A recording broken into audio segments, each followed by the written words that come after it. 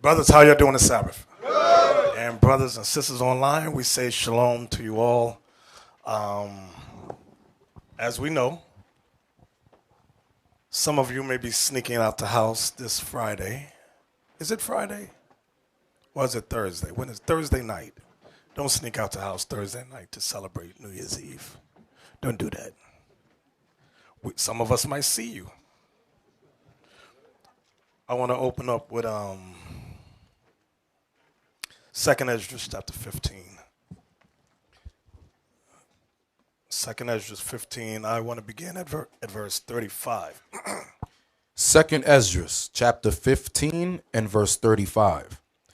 They shall smite one upon another, and they shall smite down a great multitude of stars upon the earth, even their own star, and blood shall be from the sword unto the belly. So this is talking about the wars of Armageddon, which is about to come upon the earth. Start up with verse 34. Verse 34. Behold, clouds from the east. The clouds that come from the east are chariots. Like when we read about the Most High, can we get that real quick in Psalms? Was it 104? You know what I want? Okay, give me that. Psalms 104 and verse 3. I'm just going here. Go ahead. Who layeth the beams of his chambers in the waters, who maketh the clouds his chariot. So that part there, who maketh the clouds his chariots, references that the Most High does have what the world calls UFOs. He calls them clouds, which are chariots. Everybody understand that? So now when we go to 2nd Ezra 15, I want y'all to take notes. Take notes. 2nd Ezra 15 and verse 34. Behold, clouds from the east and from the north unto the south, and they are very horrible to look upon, full of wrath and storm. So these chariots, these clouds, which are chariots, are the chariots of the nations. These chariots here are not the chariots of the Most High, but are of the nations. Read on. They shall smite one upon another, and they shall smite down a great multitude of stars upon the earth. So these stars that shall be smitten down are satellites, helicopters, planes, weapons. Everybody understand that? Go ahead. Even their own star, and blood shall be from the sword unto the belly, and dung of men unto the camel's hoe. And there shall be great fearfulness and trembling upon earth, and they that see the wrath shall be afraid, and trembling shall come upon them. And then shall there come great storms from the south and from the north, and another part from the west. We're coming from the west. Go ahead. Not our people, but America. And strong winds shall arise from the east, and shall open it. And the cloud which he raised up in wrath, and the star stirred to cause fear toward the east and the west wind, shall be destroyed. The great and mighty clouds shall be lifted up full of wrath, and the star, that they may make all the earth afraid, and them that dwell therein. And they shall pour out over every high and eminent place in horrible star. These horrible stars that we're reading about deals with the intercontinental missiles. Go ahead. Fire and hail and flying swords. The flying swords are the smaller missiles. Read. And many waters, that all fields may be full, and all rivers with the abundance of great waters. And they shall break down the cities and walls, mountains and hills, trees of the wood, and grass of the meadows, and their corn. And they shall go steadfastly unto Babylon, and make her afraid. They shall come to her, and besiege her. The star and all wrath shall they pour out upon her. So this is what we read. I wanted all of this to catch up to where we were at last week about the 10 horns shall turn on the whore and hate the whore. The 10 horns, which are the European Union 10 common markets, are the only ones with power enough to fight against Babylon. The Arab nations, all these other nations, they don't have the nuclear power to overcome this place at all. And even with the European Union, they still are not going to totally finish this place. That's why Christ's going to have to come and finish the job. Go ahead. They shall come to her and besiege her. The star and all wrath shall they pour out upon her. Then shall the dust and smoke go up unto the heaven, and all they that be about her shall bewail her. So now, I want y'all to take notice of this. It says, they shall come to her and besiege her. The star and all wrath shall they pour out upon her. Remember last week, where we read in Revelation 17, it said that the horn shall burn the whore with fire. That's their nuclear fire. It says, then shall the dust and smoke go up unto heaven, and all they that be about her shall bewail her. So these, they there, the merchants of the earth, which we're about to read about in the Revelation 18. Go ahead. Verse 45. And they that remain under her shall do service unto them that have put her in fear. So the other nations, they're going to be war captives and things of that nature out there in the valley. So now, from there, get me Revelation 18.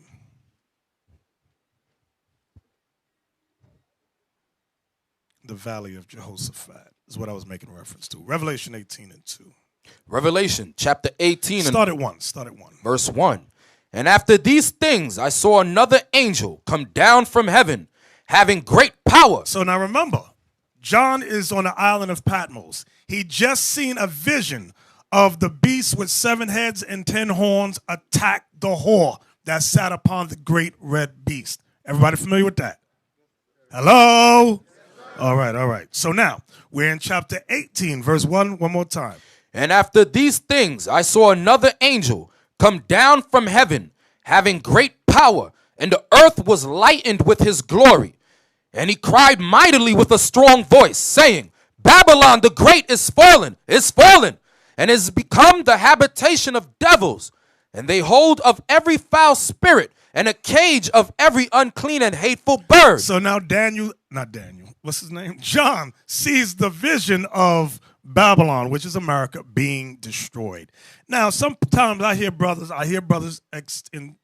interpret this by saying that this is the foul spirits and a cage of every unclean and hateful bird is white people running through America today. No, that's not what that's talking about. Go to Isaiah 34. Let me help you out here. Isaiah 34. Isaiah chapter 34. Remember the scripture says how we got to read the Bible, brothers? Precept? That's right. Line upon line, here a little, there a little. So if you want to understanding to Revelation 18, verse 2, where it talks about unclean spirits and of devils and things of that nature, you go to Isaiah 34. Isaiah 34. Let's start at verse 10. Isaiah 34 and verse 10. It shall not be quenched night nor day. The smoke thereof shall go up forever. From generation to generation it shall lie waste. None shall pass through it forever and ever. Hold on a sec. Didn't we just read that? Where did we just read that, brothers? Who's thinking? Where did we just read that? Nobody has a clue. Ezekiel, where did we read that?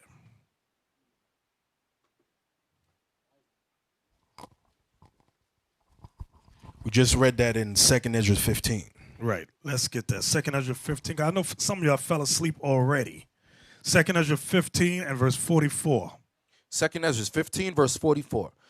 They shall come to her and besiege her. The star and all wrath shall they pour out upon her. Then shall the dust and smoke go up unto the heaven, and all they that be about her shall bewail her. So now let's go back to Isaiah 34. You know what I want to do? I think I want to start at verse 1. Verse 1. And just read down. Come near, ye nations, to hear, and hearken, ye people. Let the earth hear, and all that is therein, the world, and all things that come forth of it. So Isaiah is prophesying through the Spirit to all nations to come together, to fight, to war. Go ahead.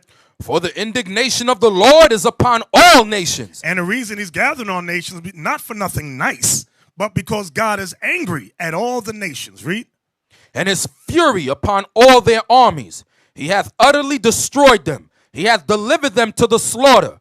Their slain also shall be cast out, and their stink shall come up out of their carcasses, and the mountains shall be melted with their blood.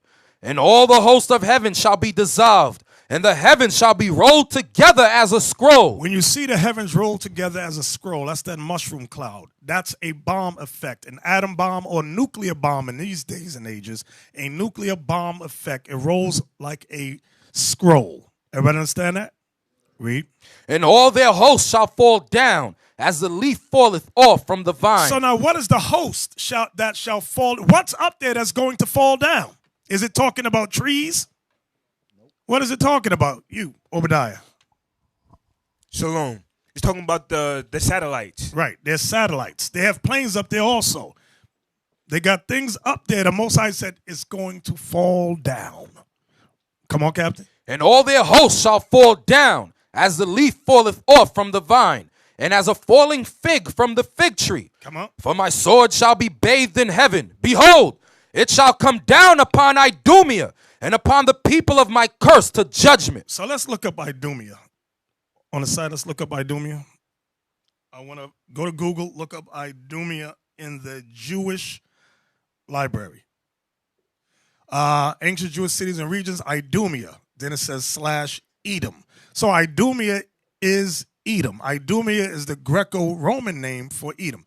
Idumea or Edom in Hebrew was the region south of Judea, originally inhabited by the reputed descendants of Jacob's brother Esau. Edom was periodically subject to Judea under David, Solomon, 10th century BCE, and the Maccabees, 2nd century BCE. Homeland of the house of Herod. So remember right there, Idumea was the homeland of Herod. When you read about Herod in the New Testament, some of y'all go, who's the Herod? It said there were no natural boundaries between Idumea and Judea. So the borders were always in flux, meaning changing. The distinction between Edomites and Jews, listen to this. The distinction between Edomites and Jews was blurred by Johanan or John Hyrcanus. Forced conversion of Idumea to Judaism, 130 BCE. When you read in the Maccabees, you read about Jonathan Hyrcanus or John Hyrcanus forcing the remaining Edomites to become Jews by circumcising them and teaching them the scriptures. So that's Herod came of that group. Those were Edomites, though. That's the group you have in Israel today. That's the group you have in Eastern Parkway today. That's all of Herod.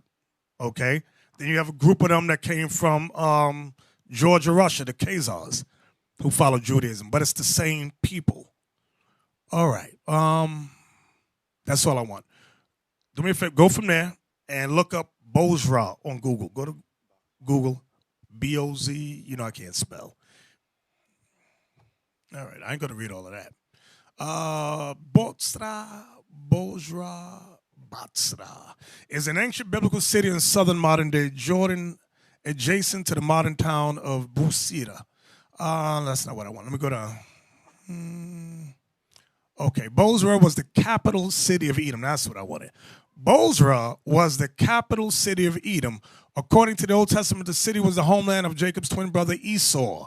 Bozrah means sheepfold and was a pastoral city in Edom, southeast of the Dead Sea. Let me just go down. Let me jump. It gives various scriptures there. Various scriptures. Okay, that's all I wanted. So what I wanted y'all to see is that Bozrah was the capital of Edom. So this Bozrah that we're reading about in Isaiah 34 is not the Bozrah that's destroyed, that's over in Jordan today, that's heaps of rubble, but the capital of Edom. Who can tell me what the capital of Edom is today? Think about the nation of Edom. Where do you think the capital would be? Right here on the side, Benjamin. Yes, America would be the capital of Edom. Headquarters. Okay, let's go back to Isaiah 34. Isaiah 34 and verse 5. For my sword shall be bathed in heaven.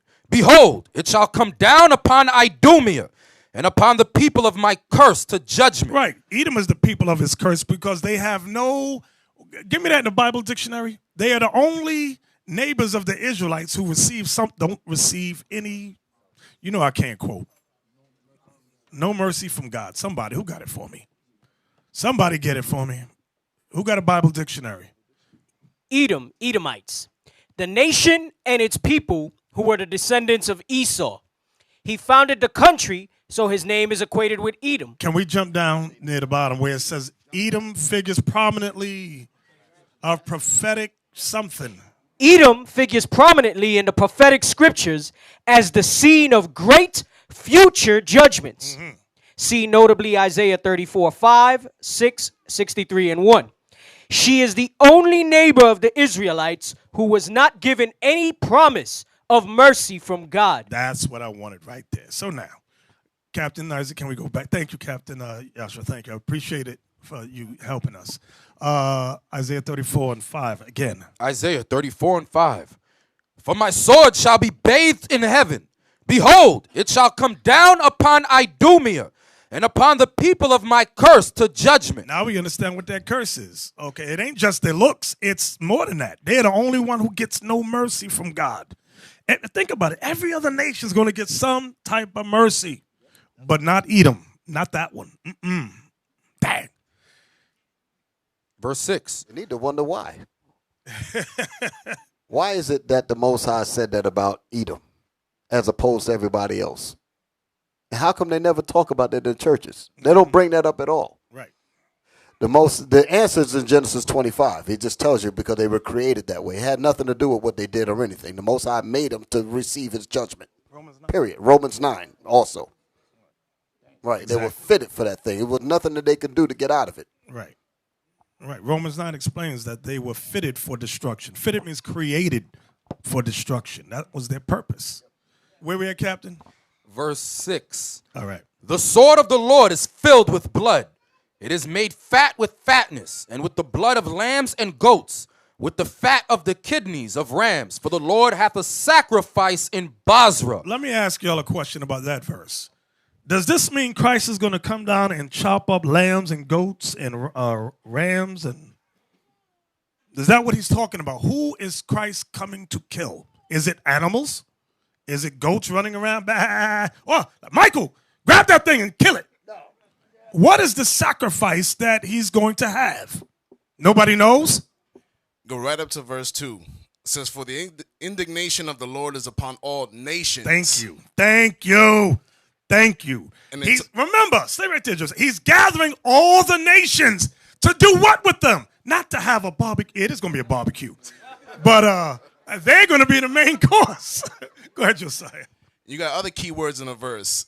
Armies. Thank you. It delivered them to the slaughter. Thank you. Talking about men. Right. Thank you, Josiah. Thank you very much. Does everybody understand that? All right. So now, Captain Isaac, can we read verse 6 again? Yes, sir. Yeah, Bishop, you forgot their sacrifice is men. It's not animal. Right. It's men. It's going to be the sacrifice. The sword of the Lord is filled with blood. It is made fat with fatness, and with the blood of lambs and goats, with the fat of the kidneys of rams. So the lambs, the goats, and the rams are the armies of the nations. Write that down. You might want to write that down. You go home tonight and goes, what does verse 6 mean again? Are they having a barbecue? Read. For the Lord hath a sacrifice in Basra, and a great slaughter in the land of Idumea. Uh-huh. And the unicorns shall come down with them, and the bullocks with the bulls. Now. Some of y'all might get simple. Unicorns. There's mythical animals running around. It's the internet. No, dummies. This is all a metaphor. Anytime the Bible talks about unicorns, when you look up in the Latin Vulgate or the Septuagint, it says rhinoceros. Uni meaning one horn. Okay, rhinoceros, that's what it's making reference to. Some of your Bibles might even say that, some of the older ones. So now he's just continuing on with the various types of armies. Verse 7 again. And the unicorns shall come down with them, and the bullocks with the bulls, and their land shall be soaked with blood, and their dust made fat with fatness. So here Isaiah is comparing all the armies of the world, the nations, including Edom, to various animals. And they are there for the slaughter. Go ahead.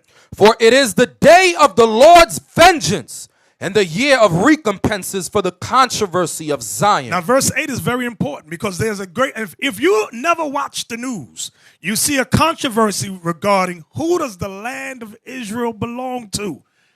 There's a controversy. Who are the 12 tribes? We bringing that one forth.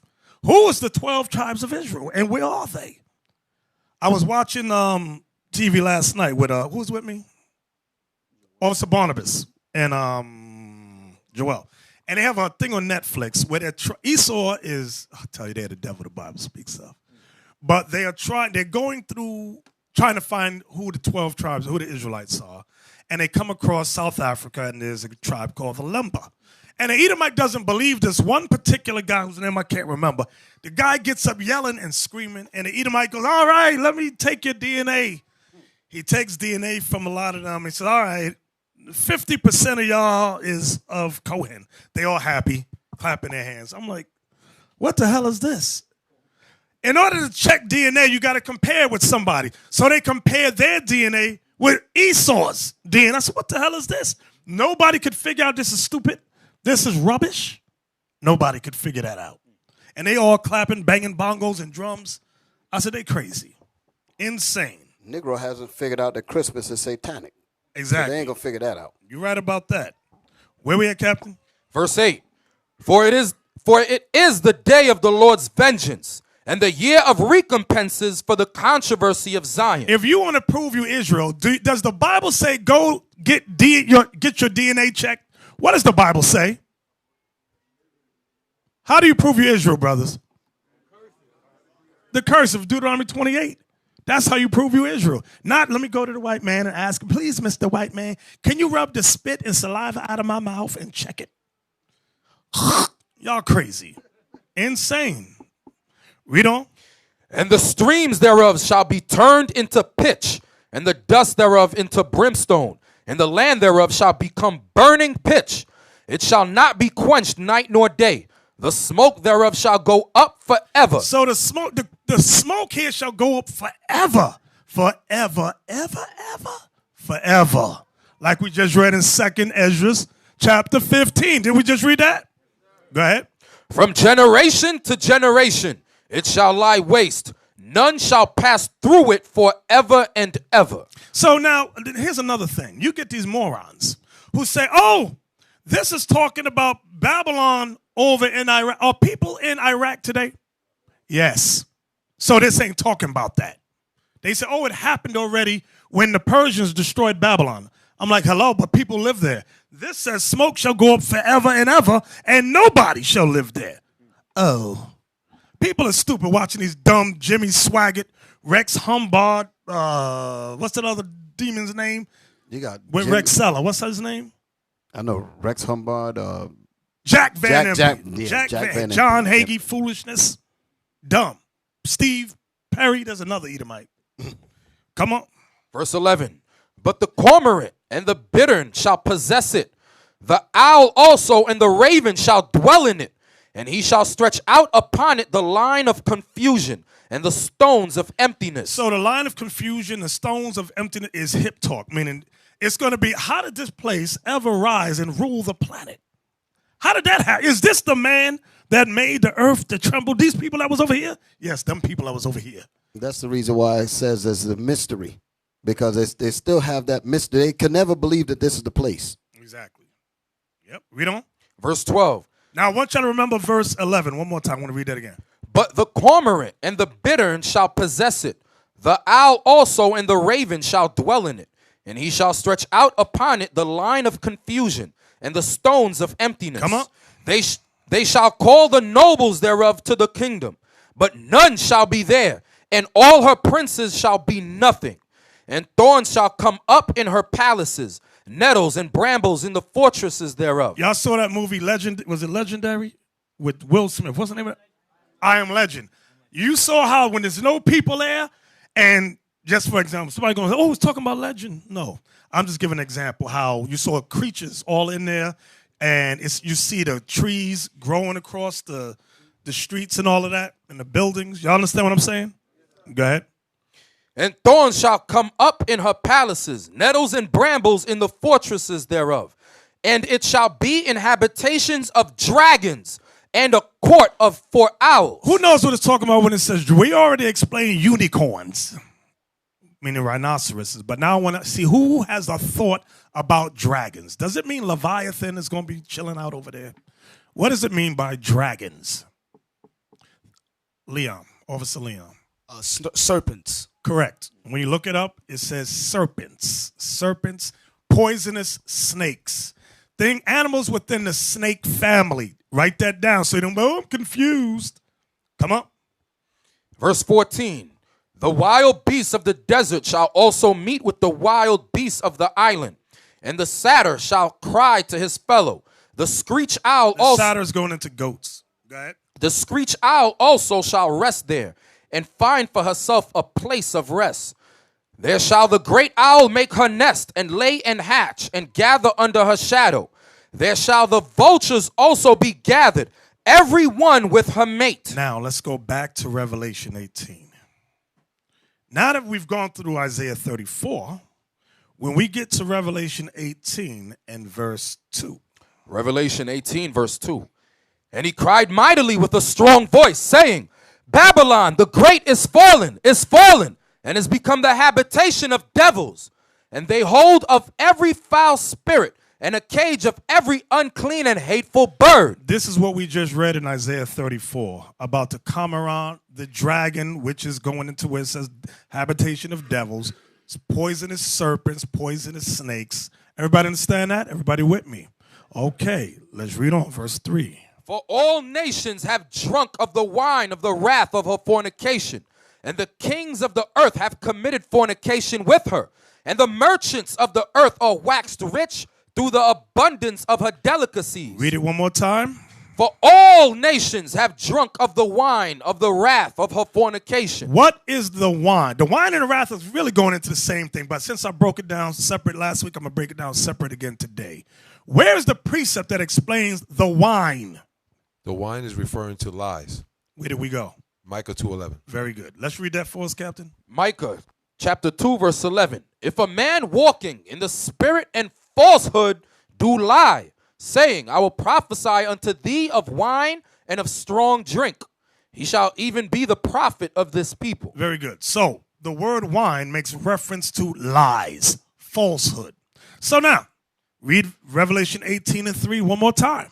For all nations have drunk of the wine of the wrath of her fornication. So people, Christians especially, get confused when they read the word fornication, because everyone knows fornication means sexual sin. But this ain't talking about the Babylon literally going around. Well, they did do that, but this is more spiritual. Where did we go last week that explained fornication? Wisdom of Solomon 14:12. Very good. Let's read that, Captain. Wisdom of Solomon, chapter 14 and verse 12. What I want y'all to understand is that when it talks about wine and fornication, it's metaphorically speaking. It's a similitude. God is comparing one thing to another. Read that. For the devising of idols was the beginning of spiritual fornication. Right. Okay. Thank you very much. So now, read Revelation 18:3 one more time. For all nations have drunk of the wine of the wrath of her fornication. So all nations have drunk of the wine, which is lies, falsehood, of the wrath. I mean, wrath is anger of her fornication, spiritual fornication. Go ahead. And the kings of the earth have committed fornication with her. So it says the kings of the earth joined with Babylon in her lies, in her spiritual fornication. Go ahead. And the merchants of the earth are waxed rich through the abundance of her delicacies. So now I'm going to hit y'all with something I didn't bring out last week.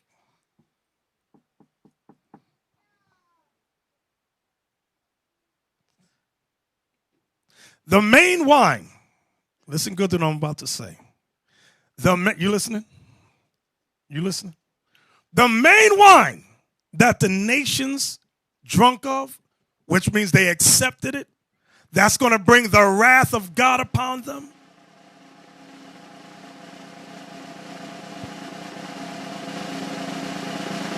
Drum roll, get a drum roll.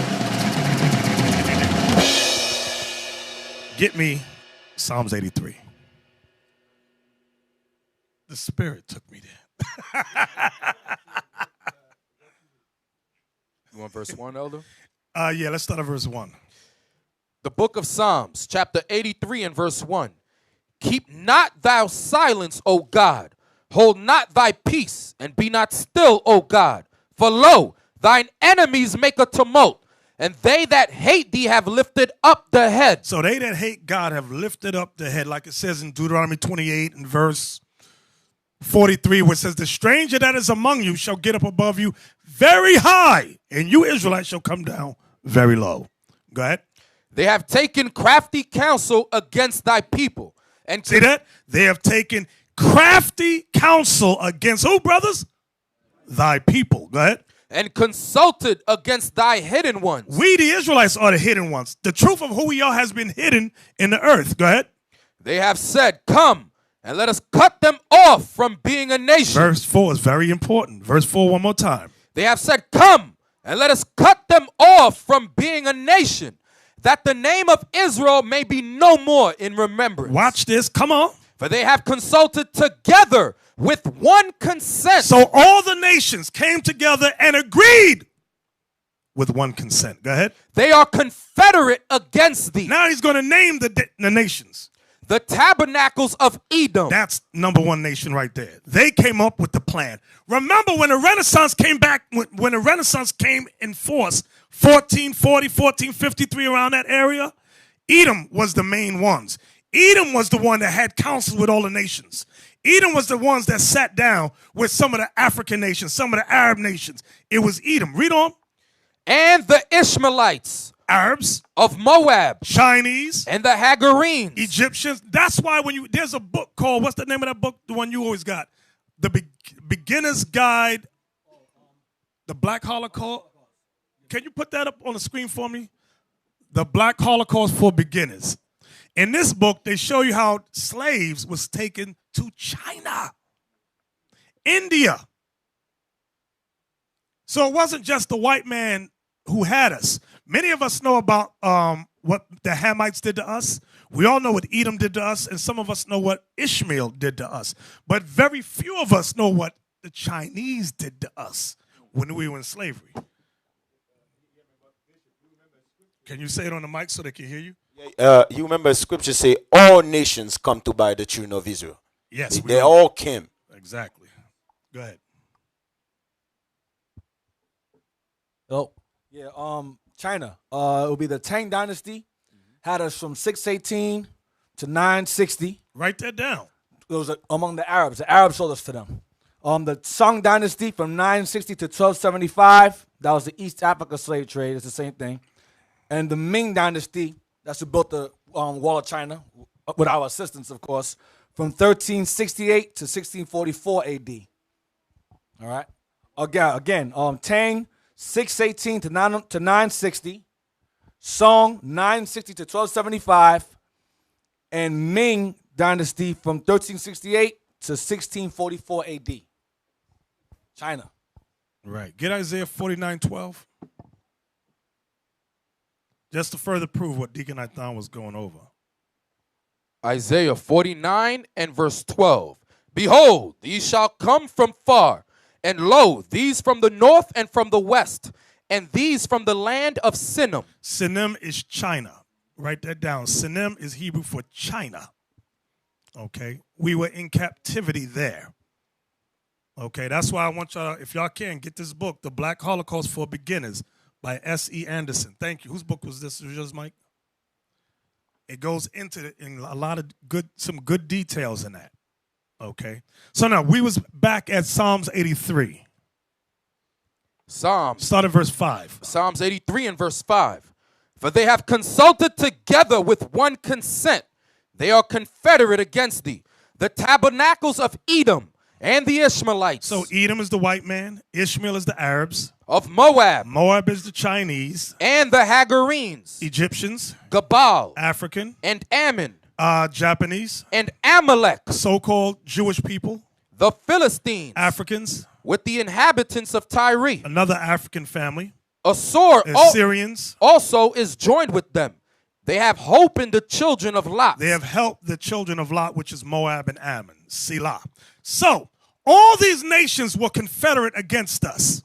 Now, get me that in, I'm going to show you something. Get me Daniel 8 and 12. Let me show you what the Greeks did. I'm going to just jump back historically to the Greeks real quick. Daniel 8 and 12. Daniel chapter 8 and verse 12.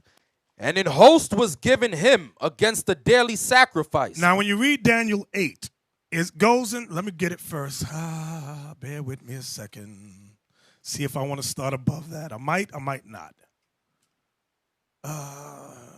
Start at verse 11. Let me hear. Verse 11. Yea, he magnified himself even to the prince of the host, and by him the daily sacrifice was taken away. So now write this down. That's talking about Antiochus Epiphanes. Some people pronounce his name Antiochus. I've seen that on the Discovery Channel. Antiochus Antiochus, tomato. Same devil. One more time. Yea, he magnified himself even to the prince of the host. And by him the daily sacrifice was taken away. And the place of his sanctuary was cast down. And in so that goes what we read about Hanukkah when they destroyed the sanctuary. Go ahead. And in host was given him against the daily sacrifice by reason of transgression. The host that was given him, you had certain wicked Israelites who hated their own people. They made a covenant with the Greeks to be in union with them, just like in America today. Go ahead. And it cast down the truth to the ground. See what the white man did with the wicked Israelites? Together, they cast down the truth, meaning they cast down God's laws. Not only did they cast down God's laws, who can tell me what else they did? They cast down God's laws. Something else Antiochus did. He forced the Jews not to be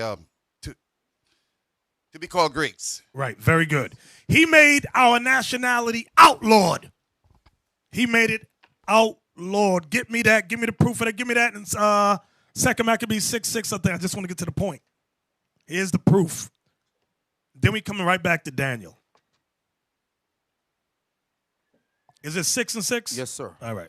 Neither was it lawful for a man to keep Sabbath days or ancient feasts, or to profess himself at all to be a Jew. So when we go back now to Daniel 8, go right back there now. Daniel 8 and 12. verse 12. And in host was given him against the daily sacrifice by reason of transgression, and it cast down the truth to the ground. So the truth that was cast down was our nationality and God's laws. Go ahead. And it practiced and prospered. I see that? And it practiced and it prospered. Go ahead. Then I heard one saint speak. No, that's all I want. Jump down to verse 25. Verse 25. And through his policy also he shall cause craft to prosper in his hand.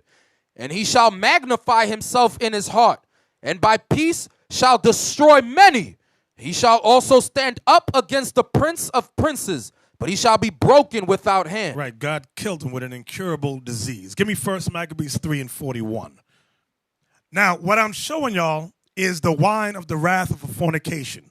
We always go in with America's political program, which is true. But the beginning of that was the confederacy to destroy God's people, the Israelites. And all the nations agreed. Everybody with me so far? Yes, sir. Go ahead. 1 Maccabees 3:41. Now I went from Greece, Antiochus Epiphanes. Now I'm going to Rome. 1 Maccabees 3:41. No, this is the Greeks. I'm sorry. Greeks. You know I'll be getting stuff wrong. The Greeks, 1 Maccabees. Go ahead. And the merchants of the country, hearing the fame of them, took silver and gold very much with servants, and came into the camp to buy the children of Israel for slaves. 1 Maccabees 3:41. One more time. One more again. And the merchants of the country. Now, this is why I went here for a reason. I want y'all to see the key words. The merchants of the country. And the reason I want y'all to look at that word, because we're going to read it later on in Revelation 18. I don't want you confused. What does it mean, the merchants? Go ahead. And the merchants of the country, hearing the fame of them, took silver Hearing the fame of the Greeks. Go ahead. Took silver and gold very much with servants, and came into the camp to buy the children of Israel for slaves. So this also precepts with Psalms 83. Go ahead. A power also of Syria. And of Syria helped too. This name Syria was in Psalms 83. Go ahead. And of the land of the Philistines. The Philistines we read in Psalms 83 too. Join themselves unto them. So you had many nations that joined with the Greeks, confederate against the Israelites. We want slaves too. So now, here we go. I want y'all to bear with me here. You got something? What you got for me? Get Baruch real quick. Baruch chapter 4, verse 32. It's going to go in conjunction with Psalms 83 and Revelations at the same exact time. It's going to cover all at one time, going right back to what you're saying, what you're going back to. Baruch chapter 4, verse 32. This also goes back to 1 Maccabees 3:41. Watch. Baruch chapter 4, verse 32. Now, Baruch was Jeremiah's scribe. So a lot of things that Jeremiah said, Baruch got it from him. They were sharing the same, they were saying the exact same thing. Watch. Miserable are the cities which thy children serve. Stop. It says, miserable are the cities, mean the nations where we dwelt in, where the children, God's children, are served. Go ahead. Miserable is she that received thy son. Those are the merchants. They received our sons through slavery. Watch. For as she rejoiced at thy ruin and was glad of thy fall. That's Psalms 83. Our fall. Our remembrance of ourselves being removed. Go ahead. So shall she be grieved for her own desolation. Both sides are going to destroy them. Watch. For I will take away the rejoicing of her great multitude. Now the her, he's talking about Babylon. He's going to prove it. Go ahead. And her pride shall be turned into mourning. Next one, here we go. For fire shall come upon her from the everlasting, long to endure, and she shall be inhabited of devils for a great time. Where's that written at? Revelations. So it's the same thing. He says, miserable are the cities which thy children serve. That's everywhere. That's every nation. China, Arabia, Mecca, Palestine, Syria, we're everywhere. Iraq, Japan, everywhere. And especially, first and foremost, here. All right, that's it. That was good. All praises. From there, give me Matthew 24:9. This is what something Christ said. The book of Matthew, chapter 24 and verse 9. Then shall they deliver you up to be afflicted, and shall kill you, and ye shall be hated of all nations for my name's sake. Y'all see that? You shall be hated of all nations for my name's sake. So that went along with, if you continue calling yourself a Jew or an Israelite, you was hated. You had to conform, even after the time of Rome. You had to conform to being a Gentile. Rome picked up the same policy Greece did. Okay, from there, Numbers 24:9. Numbers chapter 24 and verse 9. He couched, he lay down as a lion. Talking about the 12 tribes of Israel. Go ahead. He's comparing the whole 12 tribes, the whole nation, to a lion. Go ahead. And as a great lion, who shall stir him up? Blessed is he that blesseth thee. Anyone that blesses the children of Israel, God says they shall be blessed. Go ahead. And cursed is he that curseth thee. So Christ said you shall be hated of how many nations? So are the other nations blessed or cursed? They're all cursed. So your little friend Becky is cursed too. Okay, watch this. You have many nations. I'm going to show you something. The nations know, the ones in power, they know what happened to us. They were in agreement with, everybody that sits on the thrones of these various nations. I'm talking about Saudi Arabia right now. I'm talking about Iran. I'm going to give you an example. You don't become leader of a nation and be dumb as hell. You have to know, like, I'm going to give you an example. Remember in the book of Esther, how many of y'all read the book of Esther? Remember it said the king couldn't sleep. So he started to read through the chronicles of Persia. All the records of Persia, he sat there reading. Then he came across a man that saved the king's life. And he asked, well, what was done for this man? I just want you to understand that they have records of everything. So it is today. Don't think you have people sitting in power who are dumb and don't know. And I'm going to show you they do know. Iran's greatest president. I don't give a damn. You know his name. I don't give a damn. That dude right there. I'm going to show you that dude, that devil right there. He's a smart one. He was over Iran from 2005 to 2013. He did a UN speech. He spoke at the UN. He spoke about slavery. The injustice America did to the slaves. He brought that out. I need the video. Give me the video, Abiel. When he gave the speech, the European Union got mad and walked the hell out. They said, this mother, They walked out again. They know what he was going to say. What I want y'all to see is they know the history. But they will only go but so far. They will never tell us who we are. Because by telling us who we are, man, it disrupts everything. It even disrupts their plans of power. Okay, here goes. Now listen good to what he says. who abducted forcefully tens of millions of people from their homes in Africa and other regions of the world during the dawn of slavery. He said Africa and other regions of the world. Letting you know he's not a dumb man. Because you ask the public, every dumb mother and their father says, they all came from Africa. He says, no, they came from other regions of the world too. Letting you know he knows the history. Because the first group came from where, brothers? Spain. Making them a victim of their materialistic greed in the United States and in Europe, who use atomic bomb against defenseless people and stockpile thousands of warheads in their arsenals, whose economies rely on waging wars and selling arms, who provoked and encouraged Saddam Hussein to invade and impose an 8-year war on Iran, and who assisted and equipped him to deploy chemical weapons against our cities and our people, who used the mysterious September 11th incident as a pretext to attack Afghanistan and Iraq, killing, injuring, and displacing millions in two countries with the ultimate goal of bringing into its domination the Middle East and its oil resources. If some European countries still use the Holocaust after 6 decades as the excuse to pay fine or ransom to the Zionists, should it not be an obligation upon the slave masters or colonial powers to pay reparations to the affected nations? They turned the sound down. Is that what happened? He was getting too heavy. He said that he was speaking about all of the atrocities around the world, but when it comes to paying us, that's where the problem comes in at. That's what he was speaking about.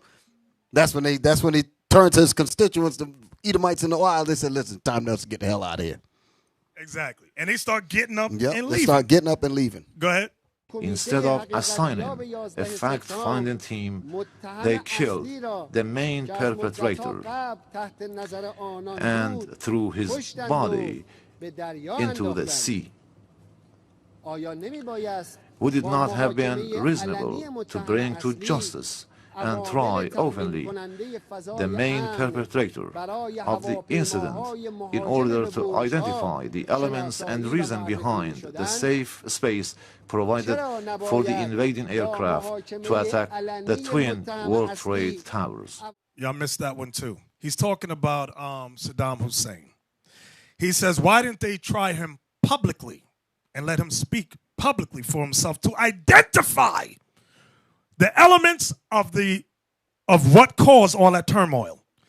They said they killed him and threw his body into the sea because Saddam Hussein would talk and say, America put me up to this, that, and the other. They said, we don't want that. The same thing they did with Noriega. This is what he's bringing out. The same thing they did with Noriega. The same thing. They won't let none of those guys speak. These so-called rogue leaders around the world, they don't let them speak, give them an open trial. They don't want to do that.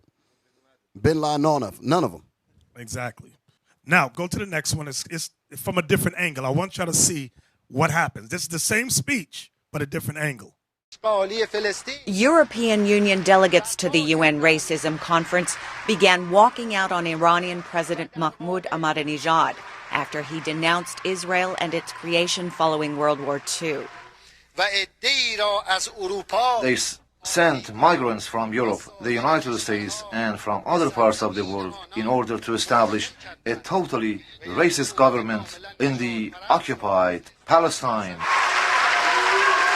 The United States, Israel, and several other allies had boycotted the racism conference even before it began. U.S. officials said they took the action for fear it would become a forum for anti-Semitism. At a news conference later Monday, Mr. Ahmadinejad taunted Washington for this decision. This is arrogance, selfishness, and this is the root cause of many of the problems existing in the world community. At the State Department, spokesman Robert Wood dismissed Mr. Ahmadinejad's remarks about Israel. This type of rhetoric is unhelpful It's counterproductive. And as I said, it just feeds racial hatred. UN Secretary General Ban Ki-moon opened the conference by warning that a new form of xenophobia is on the rise. He voiced regret over the boycott by the United States and others. Some nations who by rights should be helping to forge a path to a better future are not here. Outside these halls, interest groups or many political and ideological stripes shout against one another in acrimony. Other countries boycotting the conference include Italy, Canada, Germany, Australia, and the Netherlands. Leta Hongfincher, VOA News. The Netherlands. Zwarte Piet. There you go. So now they try to make it like, oh, he was against Amalek, the so-called Jews. But no, he was comparing the way America deals with Amalek and how they deal with the blacks who went into slavery. That's what the whole speech was about. He said, you give reparations to this group who suffered for 5 years, but the black group who suffered 400, you don't do nothing for them. Still suffering. Man, that dude was tearing on. They said, oh, let's get out of here. He might blow the bag on us and bring out the dead Israelites. That's what was next. But he didn't go that far because he knew once he say that, then you got to get all them Palestinians out. They all going under captivity under us, all of them. So I don't feel bad if I don't give a damn either. So now, the next one is, y'all heard of this guy, Gamal Abdel Nasser. He was the second president of Egypt. In 1967, he waged a 6-day war, which he lost. But y'all will have to Google this because it's hard to find. He gave a speech in Arabic, and he asked the question. It's on, you could Google it, but they spell his name differently some places. He said, how could the Jews leave Israel black and come back white? Then he waged war, and he lost. America made sure that devil didn't rise up no more. He said, kill him. So he would let the cat out the bag. They said, and they didn't kill him right then, but he died later on. But they made sure they shut him down. So now let's go back to Revelation 18. Let me get back to my point. And we were at verse 3. What I wanted y'all to see out of that is that the nations were confederate against us. That they took an oath and an agreement to be in union with Esau against us. Revelation 18 and 3 again. Revelation chapter 18 and verse 3. For all nations have drunk of the wine of the wrath of her fornication. That's what we were reading in Psalms, the 83rd chapter. Listen good to what I'm saying. That's what we read in Psalms 83. All nations were in cahoots with Edom. Everybody with me so far? Go ahead. And the kings of the earth have committed fornication with her. And the merchants of the earth are waxed rich through the abundance of her delicacies. Go ahead. And I heard another voice from heaven saying, come out of her, my people, that ye be not partakers of her sins, and that ye receive not of her plagues. So now, verse 4 says, and I heard another voice from heaven saying, come out of her. I want to pause right there. Come out of her. Christian theologians say and teach the her, which is Babylon, is talking about the Vatican. Listen good to what I'm saying.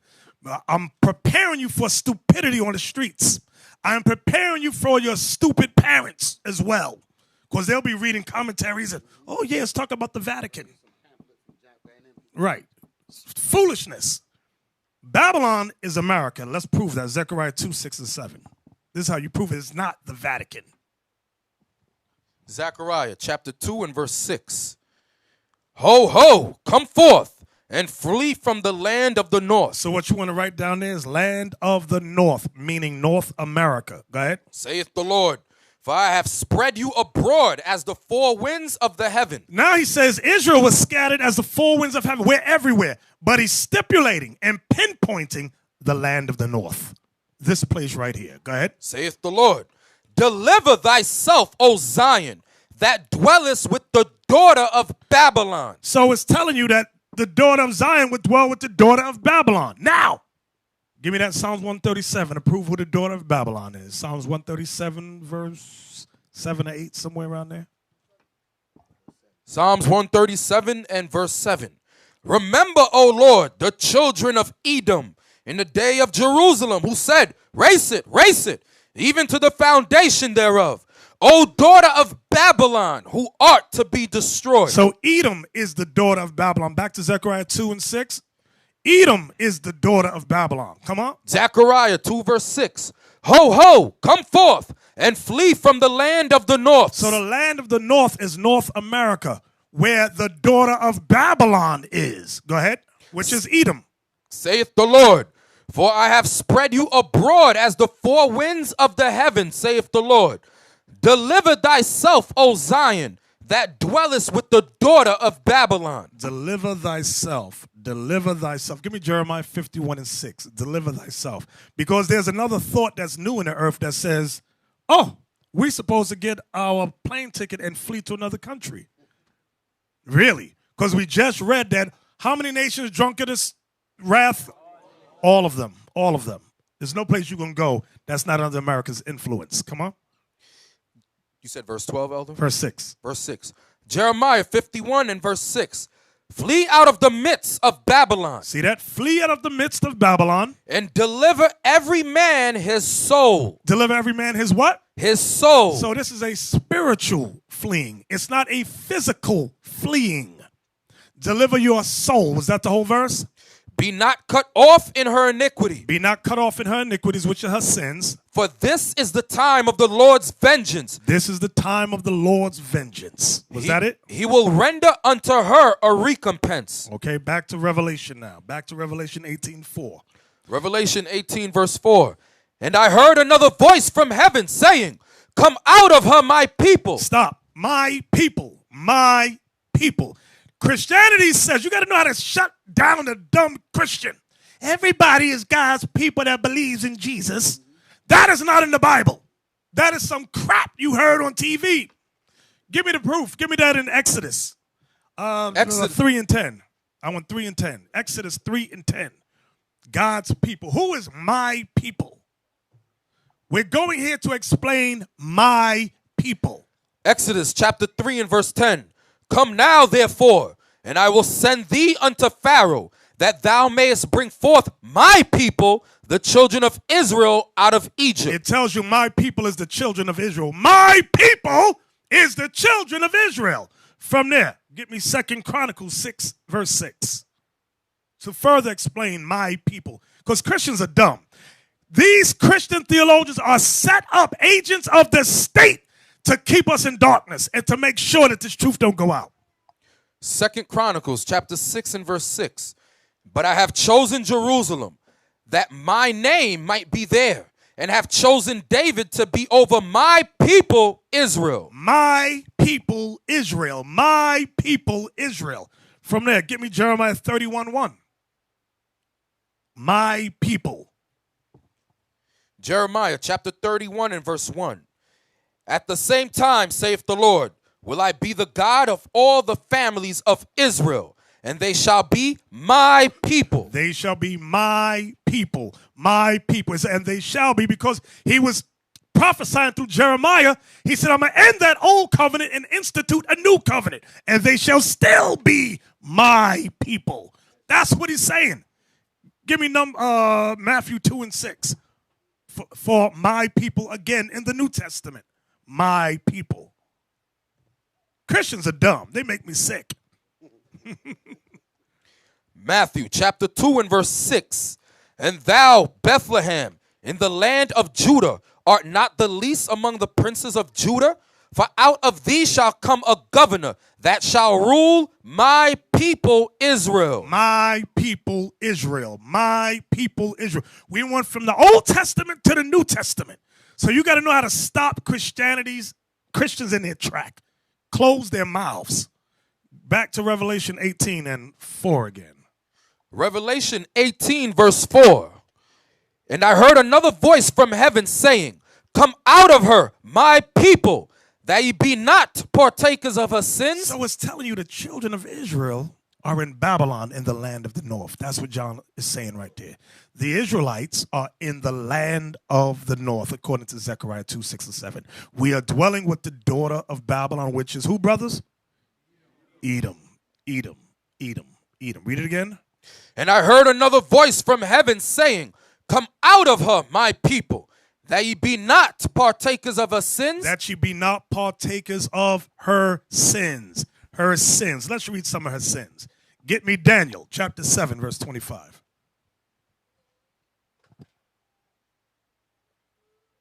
Saying the same thing that Jeremiah 51 and 6 said. Exactly. That you be not cut off in her iniquities. Yep. Daniel chapter 7 and verse 25. And he shall speak great words against the Most High. Let's talk about this white man, Edom. And shall wear out the saints of the Most High. He wore us out in slavery. He cast down the truth to the ground so that it would not prosper, and changed our racial identities. And think to change times and laws. And think to change times and laws. One of the times he changed is what some of your families are about to celebrate this New Year's Eve. BS. Because the Bible teaches us that the new year begins in the spring. Give me that in Deuteronomy 16:1. And we're going to precept it with Exodus 12 and 2. Deuteronomy 16 and 1. Observe the month of Abib and keep the Passover unto the Lord thy God. So the Passover comes in the month of Abib. Abib is a Hebrew word that means ear of corn, which refers to the spring. Go to Exodus 12 and 2. So it said, observe the month of Abib and keep the Passover. So what else is the month of Abib in the Passover making reference to? You got to go to the precept, Exodus 12, verse 2. Exodus 12, verse 2. This month shall be unto you the beginning of months. It shall be the first month of the year to you. Do y'all hear that? It's the beginning of months. It's the beginning of the year for you Israelites. When? In the month of Abib. When you read down, he breaks down the Passover as you keep reading down. But it's talking about the same month of Abib. So God says the year begins in the month of Abib, which is the spring. Your friendly neighborhood white man says no. January 1st in the wintertime. So he changed that time. Another thing that this man has done, he said the day begins what time? Midnight. 12 o'clock midnight, which under the occult they call that the bewitching hour. Let's see what God says. Give me Genesis 1 and 5. Let's see if it's 12 o'clock midnight, in the middle of the night. Genesis chapter 1 and verse 5. And God called the light day, and the darkness he called night. And the evening and the morning were the first day. The evening and the morning were the first day. Verse 8. Stay with me. And God called the firmament heaven, and the evening and the morning were the second day. And the evening and the morning was the second day. So the evening and the morning, that's one day. It begins with the evening. That's what I want you to see. Sun is over, sun is down. That begins the next day according to the Most High God. Verse 13. Verse 13. And the evening and the morning were the third day. Y'all see that? Verse 19. And the evening and the morning were the fourth day. Verse 23. And the evening and the morning were the fifth day. Verse 31. And God saw everything that he had made, and behold, it was very good. And the evening and the morning were the sixth day. The evening and the morning consist of one day. It begins with the evening. That's what God says. And guess what? When Christ returns, we're going right back to what he says. So you upholding your friendly neighborhood white man, yay, white man. You're going to die with him. You're going to die with Babylon. Now, the next thing they changed is laws of marriage. They said, you know what? Marriage is no longer between male and female. It's between same sex. Give me Genesis 1:22. Genesis chapter 1, verse 22. And God blessed them, saying, Be fruitful and multiply, and fill the waters in the seas, and let fowl multiply in the earth. No, I'm sorry. Genesis 2. I apologize. Genesis 2:22. Genesis 2, verse 22. And the rib which the Lord God had taken from man made he a woman, and brought her unto the man. I got to pause there. I'm sorry.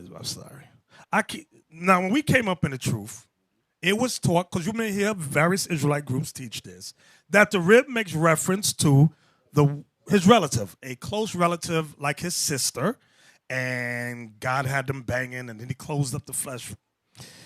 I'm telling you that's not what that's talking about. And I'm going to prove that's not what that's talking about. Now, there are precepts that say, as brothers, we are bone of my bone, flesh of my flesh. Watch this. Read verse 22 again. And the rib which the Lord God had taken from man. He took the rib from man. Made he a woman and brought her unto the man. So now the first Israelite thought is, no, that means a relative from someplace else. I'm going to show you what the New Testament, what Paul says. 1 Corinthians 11 and 8. Let's see if that's what it's talking about. 1 Corinthians chapter 11, verse 8. 1 Corinthians chapter 11 and verse 8. For the man is not of the woman. Right, man is not of the woman because man was made from the dust of the ground. Come on. But the woman of the man. But the woman's what? But the woman of the man. The woman is of man. Woman is of man. Go back to Genesis 2. And let's read that one more again. So Paul confirms that the woman comes from man.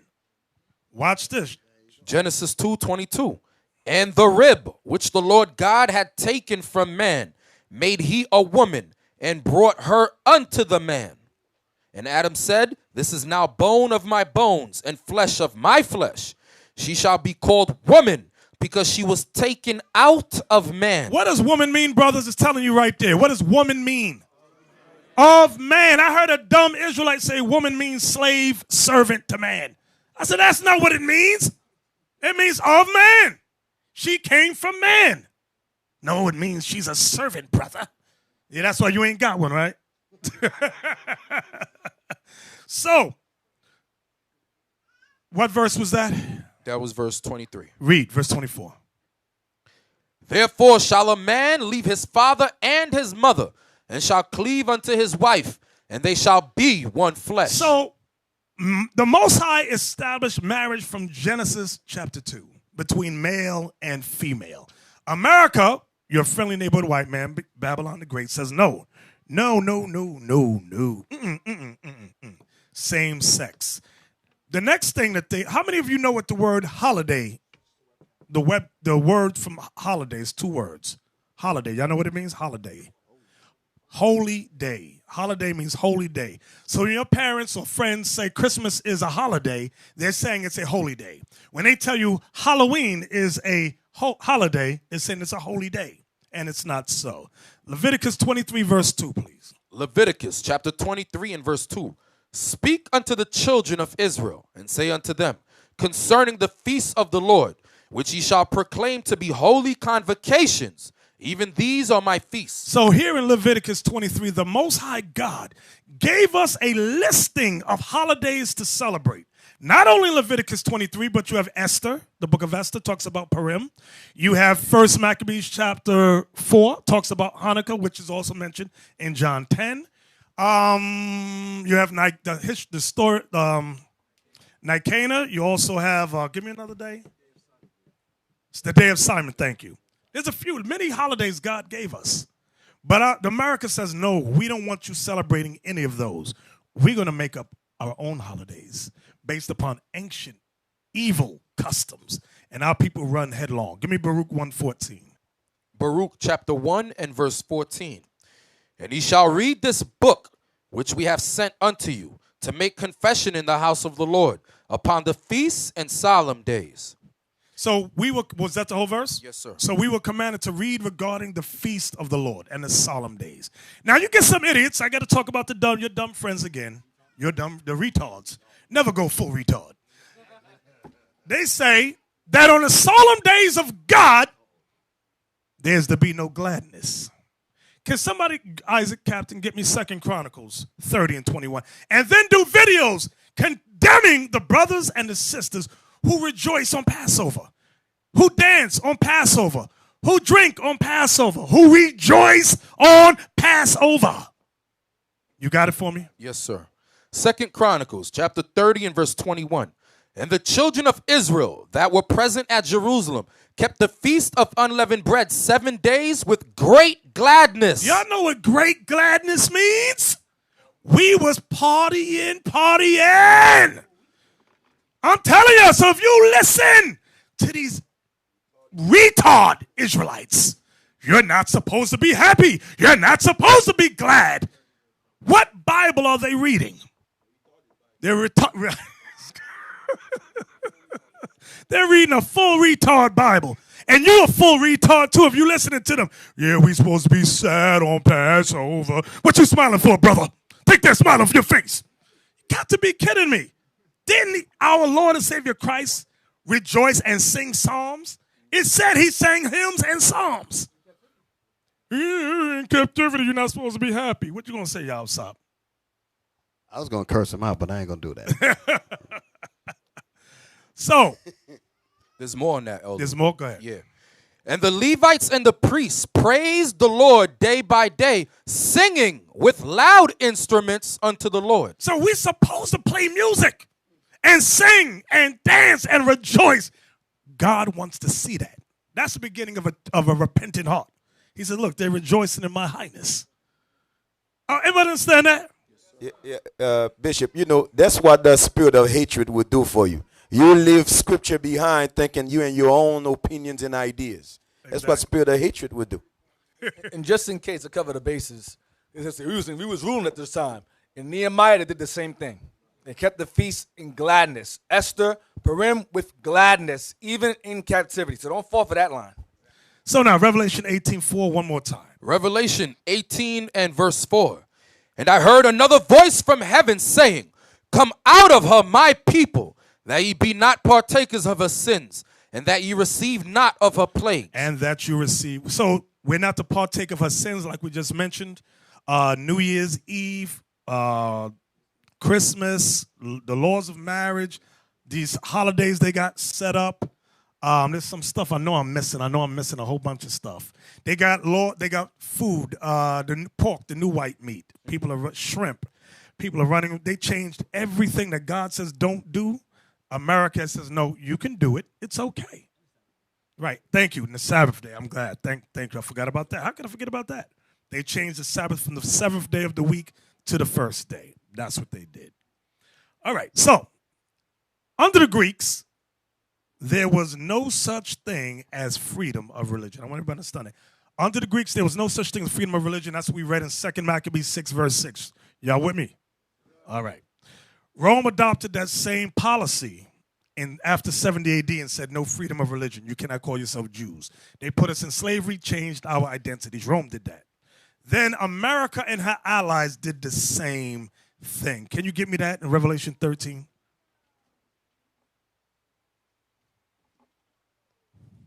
America did the same thing Greece and Rome did. Start at verse 13. Revelation 13 and verse 13. And he doeth great wonders, so that he maketh fire come down from heaven on the earth in the sight of men. That was the dropping of the atom bomb on Hiroshima, Nagasaki, 1945. Write that down, 1945. Come on. And deceiveth them that dwell on the earth by the means of those miracles. Notice it's calling them miracles. This white man's science, the Bible calls miracles. Read. Which he had power to do in the sight of the beast, saying to them that dwell on the earth, that they should make an image to the beast, which had the wound by a sword and did live. So this jumps back historically in this verse. It says that they should make an image to the beast. That's the image of Caesar Borgia, which is known today as Jesus Christ. That's how the world knows him as. It says, which had the wound by a sword, because remember, Rome fell, write this down, in 193 AD, and did live because it came back in power in 1453 under the Renaissance. Write that down. I'm going to say it again. That they should make an image to the beast. This image was created in 1453, Leonardo da Vinci. Okay, which had the wound by a sword. Rome fell in 193 and did live, meaning it came back in power in 1453 during the Renaissance. Verse 15. Verse 15. And he had power to give life unto the image of the beast. So the image that Leonardo da Vinci painted, they gave it the life of Christ. Leonardo da Vinci took Caesar Borgia as his model, and he said, we're going to call this Jesus Christ. You are the Renaissance image. There are many books that talk about that period being called the age of Antichrist, the age of artisans and Antichrist. Read on. That the image of the beast should both should both speak. This image speaks through their media, television, things of that nature. Okay? That's why every year, like Christmas, they got a new movie coming out called He's Risen. Something, isn't it? Yeah, Young Messiah and Risen. Right. I want y'all to understand something. These movies are not, this rash of movies coming out about Jesus Christ being a white man is by design. It's by design to shut the word that's coming from the Israelites out. That's the point. Because we're teaching. That's why they're coming out. They say we have to get off our beds now and go to work because the Israelites, the prophecy of this Bible is coming to pass. We must offset it with lies. Exactly. That's what's happening. Everybody understand that? Read on. Read it again. Verse 15 again. And he had power to give life unto the image of the beast. So he had power because they were in rulership. Understand that the white man was beginning to rule now. He had power to give life unto the image of the beast. That image that Leonardo da Vinci painted, they gave it the life of Christ. Go ahead. And he had power to give life unto the image of the beast. So when you look at the real image of the beast, you're supposed to say that's Cesare Borgia. But you don't say that. You say that's Jesus. You know nothing about Cesare Borgia at all. Although everybody have seen him. It's on everybody's walls. It's in their minds. It's all over the place. Cesare Borgia. But when somebody mentioned about Cesare Borgia himself, nobody knows about him. That's the power that was done to him. Y'all have the image of Cesare Borgia, but y'all say that's Jesus. Yeah, you know. Identity theft, so you can understand. Yeah, they go deeper. Because when you're looking at America, they're called the Christian state. America really is pushing like they are the children of God. You understand? When you're looking at the image they give, they say they're Christ. Then you notice that throughout America, who pushing the gospel? The false lie gospel. Who pushed it throughout the earth? America did. But the Chinese was not doing it. The Japanese was not doing it. The East Indian was not doing it. It's America who pushing the vibe like they know Christ. They don't know nothing about Christ. They just set a man up and give his life of Christ. While the nation is following a damn beast talking about this Christ. Y'all understood what Deacon Laba said? Because the real Christ, they didn't even give him that. They only gave him the false Christianity type of Christ. That's what y'all really see. The world have not learned about Jesus yet, to be honest with you. They're learning about him through us. But they have not really learned about Christ. And then when they hear about the real Christ, then they want to get up and walk out. Exactly. All right. Read that again. And he had power to give life unto the image of the beast, that the image of the beast should both speak. It speaks in their media, television, magazines. Go ahead. And cause that as many as would not worship the image of the beast should be killed. So what would happen if you didn't worship that image, brothers? You were killed. This is the same thing Antiochus Epiphanes did. In that, remember, you could not worship this and still call yourself an Israelite. What came with this image was a new identity. Y'all understand that? You had to conform, just like, can we read that again? 2 Maccabees 6:6. 2 Maccabees 6 verse 6. Neither was it lawful for a man to keep Sabbath days or ancient feasts, or to profess himself at all to be a Jew. I want verse 9. Stay right there, verse 9. And whoso would not conform themselves to the manners of the Gentiles should be put to death. It's the same thing that we're reading in Revelation. It's the same thing we just read in Revelation. If you did not conform to the Greeks' religions, you were put to death. America did the same thing. If you did not conform to their Christian religion, their Christian identities, you were put to death. That's what they did to us. They show you that. I'm going to give you an example that we all know. The clip with Toby on, what's the name of that show? On Roots, where they gave him the name of Kunta Kinte. And he didn't want the name. He said his name was Toby. They beat. I had it backwards. Okay, his name was Kunta. I'm sorry. It's been a long time, brothers. They gave him the name Toby. Okay, his name was Kunta Kinte. They gave him the name Toby. He didn't want the name Toby. So they beat the hell out of him to the brink of death. He didn't die because he eventually accepted it. That's why you all got them little strange, so I can say that now. Y'all got them little funky names, Anderson, the Coopers, whatever your names are, Seafoods, Smiths, Rodriguez, They beat the hell out of your foreparents and made you take them names. Okay. And you had to worship the image of the beast too. Okay. Yeah, Bishop, I'm with you on that. That's why they have to change their name. I'm with you on that. Yeah. Hey, and also, Say we all with them, right? Wait, do you, what, Lamba? Hey, and No, also, right? We with you. Also, what they did also, they put an image behind when they was killing us and saying that we got to worship the image of the beast. They also paint an image that we was worshiping, we was into paganism and worshiping all type of wickedness. We was uncivilized. They put that image behind it so they could say, okay, by we bringing you all to Christianity, we civilize you all. You understand? And teach you all something good. You know, that's what the white man did. But before, when you go back in the history, a lot of our forefathers, they was keeping the laws of Abraham, Isaac, and Jacob. They was not savages. They was not worshiping idols. You understand? So that's what the white man did. Right. That's why when they in the media and in the movies, they always paint us as savages running around butt naked to destroy that image that we was a civilized people worshiping the one true God of Abraham, Isaac, and Jacob. Now, if you notice, the elder mentioned earlier that Caesar became Jesus Christ. We use the name Jesus Christ, right? So people go, oh, you say Jesus Christ is a white man. Okay. Behind the image of Jesus Christ, the white image, comes a doctrine behind it, behind the image, the false image. Depending on your actions is who you're serving. Right. For example, if I'm serving Jesus Christ, the black Messiah, I'm not going to be teaching things like nations can be saved or pedophilia, rape, don't keep the Sabbath, sleep with someone's wife. That's worshiping the white Jesus because that's what Christians do. So whenever you hear Jake say, don't say Jesus Christ, say Yahweh Shai, and they're doing what Christians do, they're calling Caesar Yahweh Shai. You understand what I'm saying to you? So again, I'm going to say it again. You went deep. You went deep. You got to hit him again. I'll say it again. Slow, I'll say it again. Too much butter. Say it again. Too much butter. Slow it down. Slow it down. The image that the world gives us today as Jesus Christ is the white image.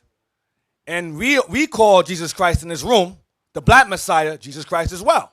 So people will say, well, if you say Jesus Christ, you're referring to or worshiping the white image. Correct? You got me? When you're worshiping the Lord and Savior and his Father, it's through the actions, not the image or the name. It's the actions. So in the Christian church, they worship him doing what? They have Sabbath on Sunday. They don't keep the holidays at all. They teach faith-only doctrines. Just faith, grace, faith, no laws. That's Caesar you're worshiping. You have Israelites that do the exact same thing that those who worship Caesar, the white version, do. So, and they call him Yeshua, or they'll call him Yahushai. So really, in reality, based upon their actions, regardless of the name they use, they're still worshiping Caesar anyway. You know what I'm saying? So if I'm calling him Jesus Christ, and we all know in here he's a black man, the image is in here, we have the image here, and we're keeping the commandments as the Bible says, and we're not teaching Immaculate Conception, because if you're calling him Yahushua teaching Immaculate Conception, you're still worshiping Caesar, regardless of what name you call him. You understand? So based upon your actions proves who you're actually serving, whether the white version or the black one. We in here use the English name and call him Jesus Christ, the black Messiah. If you're calling him Yahushua, teaching things contrary to the Bible, you're calling Caesar Yahushua. Period.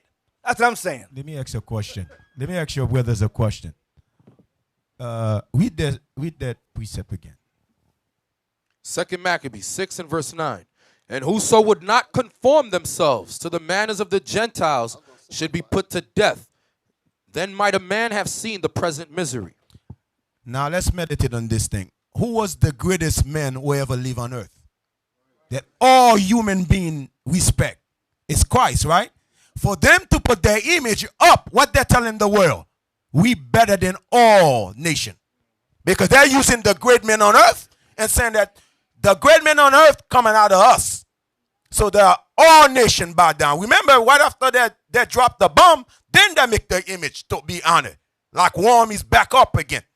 They're telling these nations that y'all should bow down to me because Christ is in me. After they did the wicked things they did to the nations. Basically, what Deacon Ithon was saying was that, like the scriptures say, by him actions are weighed. That's the point that he was making. In reference to Cesare Borgia versus the Jesus Christ thing, when you got Israelites that are basically doing the same thing that Christians do, the only difference is that one call him Jesus and the other one call him Yahushua. But their actions still reflect Caesar Borgia, reflect the image of the beast. That's what he's saying. He said, regardless of what you're calling him, if you're following what the scriptures say, then you're following what Christ really said in the Bible, the true one. Y'all understand the difference? A lot of people throwing names at you, but then they still behaving like the people in the churches. Get that in 2 Corinthians 11:4. This goes back to the point that Deacon Ithon was bringing out. 2 Corinthians chapter 11 and verse 4. For if he that cometh preacheth another Jesus, whom we have not preached. Right. The apostles never preached about anyone that looked like Caesar Borgia. Everybody understand that? They never preached that. Go ahead. Or if he receive another spirit. Another spirit. That all nations are one spirit. Love for all races spirit. Go ahead. Which ye have not received. Because they never preached that. Go ahead. Or another gospel. The good news is that all races can come together. That ain't the gospel that the apostles preached. Go ahead. Which ye have not accepted. Ye might well bear with him. And we bear with him by blasting him with the scriptures and correcting him. That's how we bear with him. Okay. So now, let's go back now to Revelation 18. And what verse we at? Verse 4, one more time. We're going to get through it. Revelation chapter 18 and verse 4. And I heard another voice from heaven saying, Come out of her, my people, that ye be not partakers of her sin, and that ye receive not of her plague. Right, because if you take part in the sins of America, you will, listen good, you will be cut off in the destruction when it comes. Read that again. And I heard another voice from heaven saying, Come out of her, my people, that ye be not partakers of her sins, and that ye receive not of her plagues. So her sins includes the food she eats. We have to change that. Being born again means change the foods, because we discuss holidays, but we didn't discuss the foods we eat. We got to change our eating habits, the foods that we eat. Guess what we also got to change? The way we dress. Give me that Zephaniah 1 and 8, because people get stupid. The way you dress stipulates what you believe in. When you can see a Roman Catholic with the black outfit with the little white piece. I don't know what it's called. But y'all know what I'm talking about. You see that, you know that's Roman Catholic. You see a Buddhist, you see the way, that's a Buddhist right there. You know how they dress. You see a Muslim, there's a Muslim. You know, you see what them dudes they call Moors with those kufi fez hats. You know what they into. The way you dress will stipulate what you believe. Now look what God says here. Zephaniah chapter 1 and verse 8. And it shall come to pass in the day of the Lord's sacrifice that I will punish the princes and the king's children and all such as are clothed with strange apparel. God says he will destroy those in strange apparel. Because you always hear a lot of sisters go, not sisters, but women, God ain't going to destroy me because I dress like this. Yes, he is. That's what we just read. He is. Stop being simple. That's why he gave us a dress code. Fringes and a border of blue upon all your garments. That's what he said. Well, I don't want to do that. Then die, nigga. Die. Because we've been so miseducated here in America. Brainwashed with Christianity. We disregard what is written. Well, what did Rex Humbard say? I believe him. What did Creflo say? I believe him. I believe the agents of the state. What did they say? I believe that. Then die. Right, and people want to waste your time. You know damn well they don't want to hear the scriptures. They want to just tire you out with stupidity. Mm-hmm. That's when you have to just flush them down the toilet. You don't want to hear this Bible, the hell with you. Drop dead. There you go. Exactly. Read on. Back to Revelation 18. I'm sorry. Revelation 18 and verse 5. For her sins have reached unto heaven, and God hath remembered her iniquities. Right, one of her sins that reached unto heaven. Give me that in Obadiah 4. Obadiah verse 4. Though thou exalt thyself as the eagle, and though thou set thy nest among the stars, thence will I bring thee down, saith the Lord. That's talking about space travel. They landed on the moon in 1969 and declared to the world, the eagle has landed. Okay, let's go back to Revelation 18 now and verse 5. Revelation 18, verse 5. For her sins have reached unto heaven, and God hath remembered her iniquities. So God is remembering the sins of Babylon the Great. Come on. Reward her even as she rewarded you. So the you there is the Israelites. Go ahead. And double unto her double according to her works. So guess what? Y'all ain't nobody going to march their way out of this or vote their way out of this. God said he's going to pay back double to Babylon. Exactly what Babylon did to us, Edom did to us. God said repay them double. Go ahead. In the cup which she hath filled to her double. Go ahead. How much she hath glorified herself and lived deliciously. So you know why that's important? Because some of these people today, some Israelites, look at the white woman and want to think that they can save the white woman. That is a sick Negro. That's a sick mind. The Bible says these spirits shall get double. And these Negroes say, no, not my Edomite. No, your Edomite's going to get double too. They're all going to get double, every last one of them. Go ahead. Come on. How much she hath glorified herself and lived deliciously. So much torment and sorrow give her. For she saith in her heart, I sit a queen and am no widow and shall see no sorrow. So America has established herself as a queen. Like you can read about that in Isaiah, is it 47? Where it says, I'm a queen forever. That one. Saying the same thing. So America and her allies have set themselves up as a queen. Go ahead. Therefore shall her plagues come in one day, death and mourning and famine, and she shall be utterly burned with fire. That's what we read in Revelation 17. And what verse was that? 16. Read Revelation 17, 16. That's what we read last week. And the 10 horns which thou sawest upon the beast. The 10 horns are the European Union, the 10 common markets. Go ahead. These shall hate the whore. These shall hate Babylon the Great. And shall make her desolate and naked, and shall eat her flesh and burn her with fire. Burn her with fire. So now back to Revelation 18 and verse 8. Therefore shall her plagues come in one day, death and mourning and famine, and she shall be utterly burned with fire. For strong is the Lord God who judgeth her. And the kings of the earth who have committed fornication and lived deliciously with her shall bewail her. Let me ask this. How did the kings of the earth who have committed fornication live deliciously with her? Y'all watch the news. How? Only one hand is up. All right, let me hear you, Ezekiel. What you have to do when reading this, think of the nations that have a...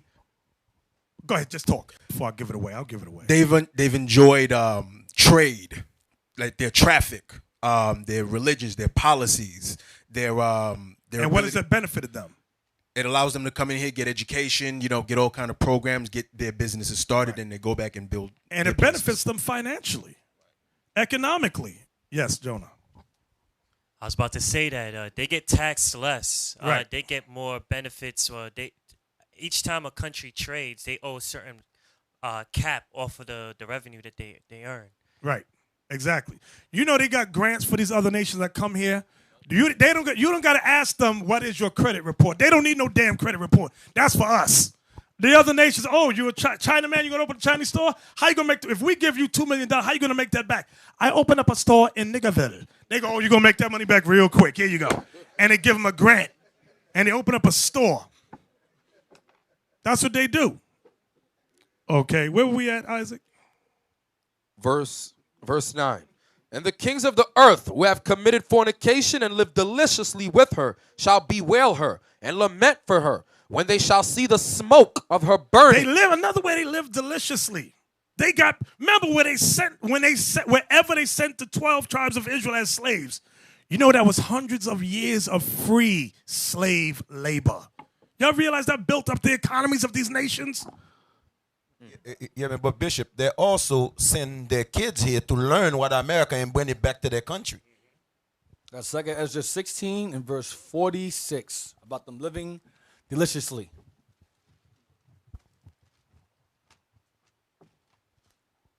Second Ezra chapter 16 and verse 46. 47. For strangers shall reap their fruits. And their fruits is our fruits. Our labor. Go ahead. And spoil their goods. Rob us. Overthrow their houses.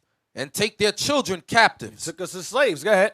For in captivity and famine shall they get children. That's talking about us. Go ahead. And they that occupy their merchandise with robbery. This land is our merchandise. They stole this land with robbery. Go ahead. The more they deck their cities, their houses, their possessions, and their own persons. What do the nations do with the money that we earn? They labor. They earn from us. They deck what? They deck their cities. That's why you have Japan is built nice. America's built nice. All these different countries have all this wealth and power, and their cities are decked out because of our labor. In secret, go ahead. Their houses, their possessions, and their own persons. But you got them white folks that have old money. So they have them old houses that they passed down generation and generation from our labor. Go ahead. The more will I be angry with them for their sin, saith the Lord. So the more they do it, the more angry I'll be with them. That goes back to double unto them in Revelations 18. Go ahead. Like as a whore envieth a right, honest, and virtuous woman. Go ahead. So shall righteousness hate iniquity when she decketh herself. This is the kingdom of iniquity back in Psalms 94. Go ahead. The throne of iniquity. Go ahead. Read again. So shall righteousness hate iniquity when she decketh herself. For cities, her houses, her possessions, her own persons. Go ahead. And shall accuse her to her face. When he cometh, that shall defend him that diligently searcheth out every sin upon earth. The Lord show up here when their sins come to the fore. That's what it's talking about. You see that Paul says, when she decketh herself. That's what we read in Revelation 17 last week about she decked herself with purple and scarlet and with all manner of gold and rubies. So it says, so shall righteousness hate iniquity when she decketh herself and shall accuse her to her face. Mm-hmm. So we're not telling the nations, America particularly, everything you got, you stole. And they're going to lock up a black man for stealing a Babe's Ruth candy bar. Yep. Are you kidding me? I'm sorry. Read the next verse. I'm sorry. Next verse. Verse 51. And therefore be ye not like thereunto, nor to the works thereof. Come out upon my people. Same thing. Next verse. For yet a little, and iniquity shall be taken away out of the earth. Nuclear fire. And righteousness shall reign among you. And we'll rule in their stead. That's it. All praises. Back to Revelation 18 now. Revelation 18 and verse 9. And the kings of the earth who have committed fornication and lived deliciously with her. So they lived deliciously through their economics. They got an economic boom by doing trade with America. Why? Because they all got that economic push because they had free slave labor in all these various countries. Go ahead. Shall bewail her and lament for her when they shall see the smoke of her burning, standing afar off for the fear of her torment, saying, Alas, alas, that great city Babylon, that mighty city, for in 1 hour is thy judgment come. So what is the 1 hour is thy judgment come talking about? Raise your hand if you know. We just read it, brothers. Look at what you're reading. What is the 1 hour is thy judgment come talking about? Let me hear the young man with the black sweater on. Yeah, you. For in 1 hour is thy judgment come. Shalom. Death, famine, and fire. Right. Destruction. How long is it going to take, brothers? 1 hour. Now, I wanted y'all to see that because you got a dumb Israelite group saying that the hour of temptation that shall come upon the earth is talking about the chip. You've got to be kidding me. Where are you reading this stupidity at? They're not a group. I know they're not a group. That's a maggle of geese. That's it. A gaggle of geese. It's just a few Negroes thrown in a can somewhere. Can you find me that hour of temptation? Where is that? Revelation 3? Revelation chapter 3 and verse 10. Because thou hast kept the word of my patience. Because thou hast kept the word of my patience. What is the word of the Lord's patience, brothers? The Lord's. And it's patient because he needs patience with us to keep these laws, to get it right to the best of our ability. We're rehearsing the righteous acts. Read it again. Because thou hast kept the word of my patience, I also will keep thee from the hour of temptation, which shall come upon all the world, to try them that dwell upon the earth. So the hour of temptation is what we just read in Revelation. Can we go back there now? Revelation chapter 18 and verse 10. Standing afar off for the fear of her torment, saying, Alas, alas, that great city Babylon, that mighty city, for in 1 hour is thy judgment come. For in 1 hour is thy judgment come. Read verse 17. Verse 17. For in 1 hour so great riches is come to naught, and every shipmaster, and all the company and ships and sailors, and as many as trade by sea. See that? For in 1 hour so great riches has come to naught. In 1 hour is the destruction of Babylon. Now verse 19, please. And they cast dust on their heads, and cried, weeping and wailing, saying, Alas, alas, that great city, wherein were made rich all that had ships in the sea by reason of her costliness. Here it comes. For in 1 hour is she made desolate. So the 1 hour is the hour of temptation that shall come upon all earth. So America is destroyed. That's what it is talking about. It's not saying you're going to get a computer chip and run around buying bread and sneakers. It ain't talking about that. The stupidity, I can't take the stupidity. We're in Revelation chapter 18 and verse 10. Standing afar off for the fear of her torment, saying, Alas, alas, that great city Babylon, that mighty city, for in 1 hour is thy judgment come. So the 1 hour is thy judgment comes is the same thing as Revelation 3. Get that? Revelation 3 and 10. Thank you. Revelation 3 and 10. Because thou hast kept the word of my patience, which is the laws in Christ. Go ahead. I also will keep thee from the hour of temptation, which shall come upon all the world to try them that dwell upon the earth. So the hour of temptation is that when that great destruction comes. Everybody understand that? Back to Revelation 18. Now we're in verse 11. And the merchants of the earth shall weep and mourn over her, for no man buyeth their merchandise anymore. Where did we read that at the beginning of the lesson? Who remembers where we read something like that? About the merchants of the earth. Remember I told you at the very beginning, I said, remember this part.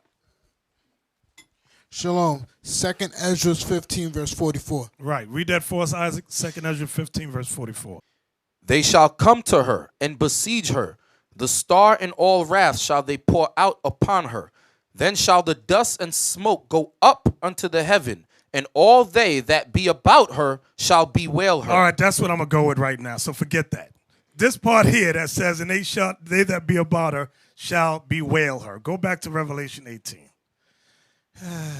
Revelation chapter 18 and verse 10.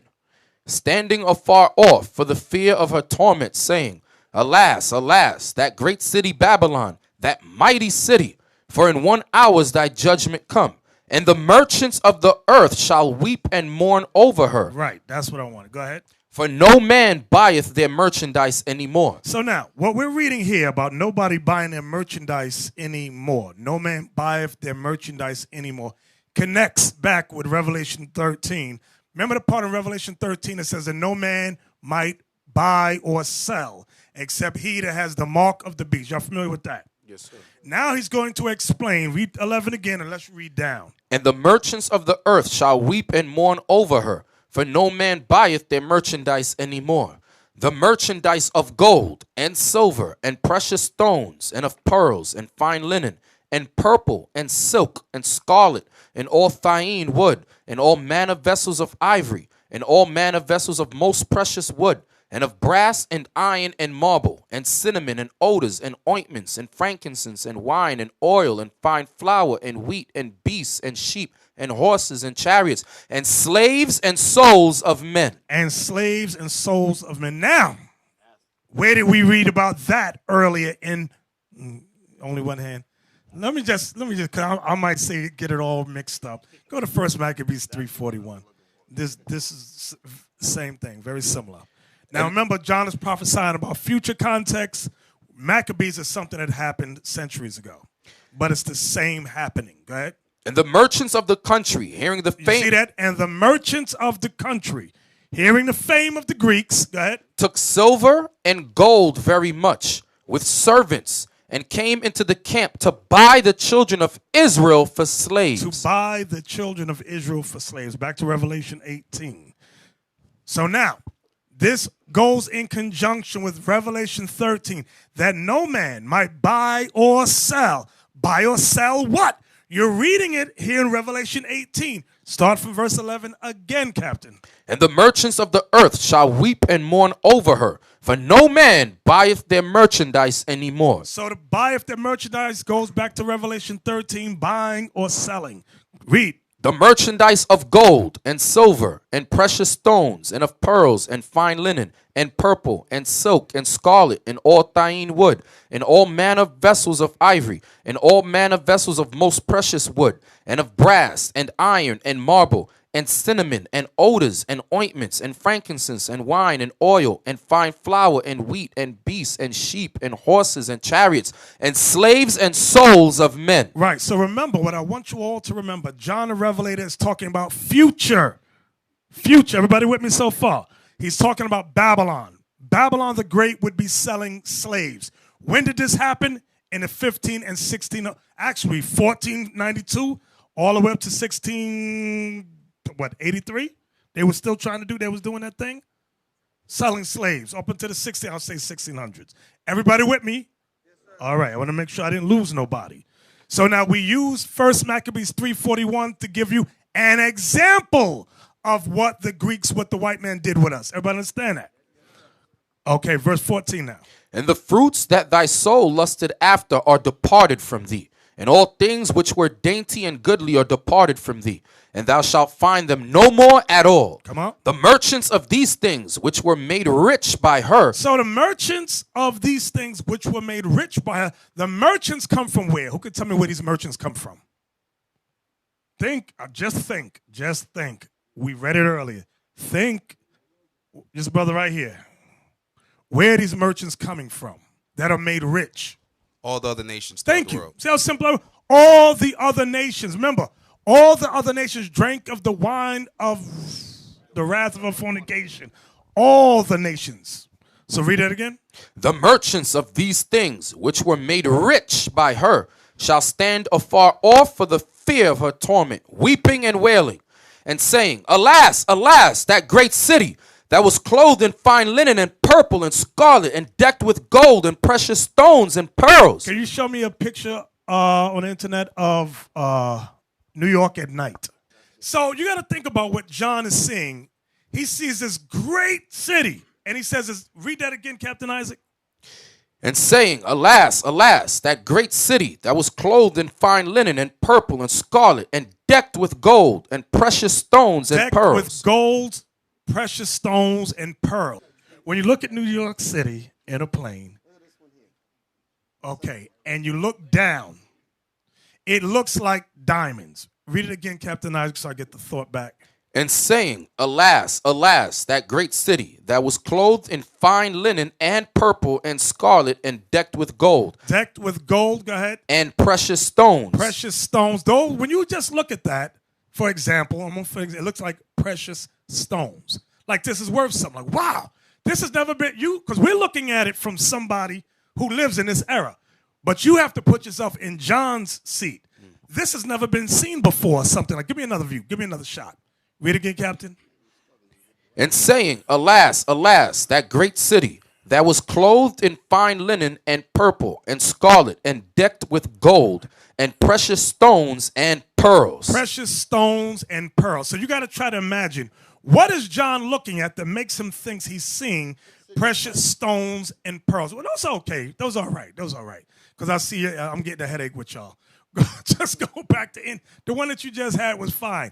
And the reason I didn't want these is because looking at it, you can see buildings. John is seeing something. He's not recognizing buildings. He sees diamonds and rubies, but what he's looking at is buildings and lights. Right. Y'all understand what I'm saying, or am I confusing y'all? What he sees is not seeing it close enough, so he's describing it the best as he can. When you're on a plane and you see the lights before you can determine if they're buildings or not. You just see a lit up area. Right. So he sees gold, precious stones, and pearls. That's how he describes it. He says, that's what I see.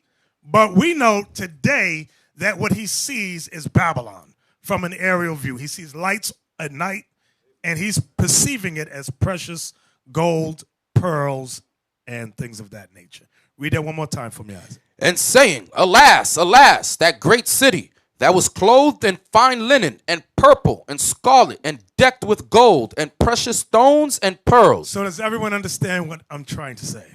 All right. Where we at, Captain? Verse 19. Go ahead.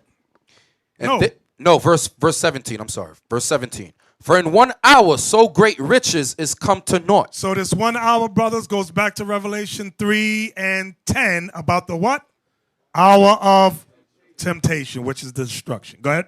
And every shipmaster and all the company in ships and sailors and as many as trade by sea stood afar off. You know why this is funny? Because there was one black man who had 3 ships and they got destroyed. Who remembers who he was?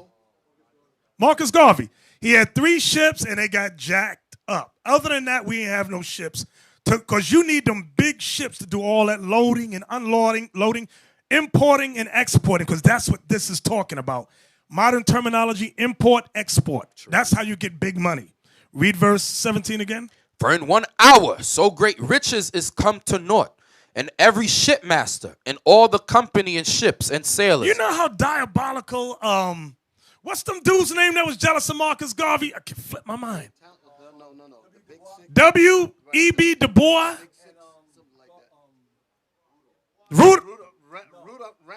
Randolph, what's his name?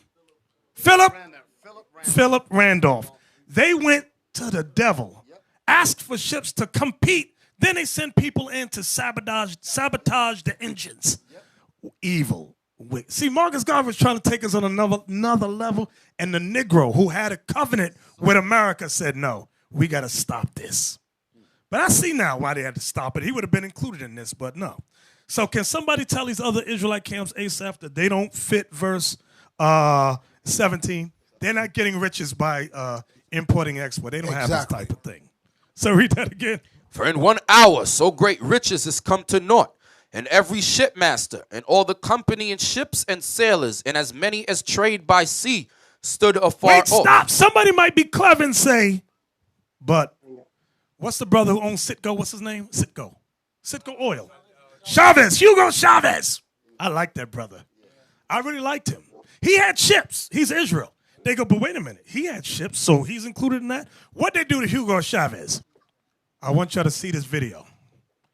Because, yeah, Hugo Chavez had ships, but guess what he was doing with his ships? Who remembers what Hugo Chavez did with his ships? With the Citgo oil? Anybody? Daggone. There's nobody in here watch the news but me. Right. He was giving the oil to the poor, black and Hispanic neighborhoods. And he was doing it cheap, dirt cheap. Yeah. And they killed him. Yeah, Bishop. He even gave Haiti a lot of cheap oil. Exactly. Yes. In America, then they said that's not what we agreed upon. Yeah, give me that one. That's fine. Let's see what he says. Listen. Shh. I think that the first people who should read this book are our brothers and sisters in the United States, because their threat is in their own house.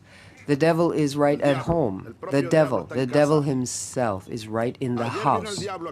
And the devil came here yesterday. Yesterday, the devil came here. Right here. Right here. And it smells of sulfur still today. This table that I am now standing in front of.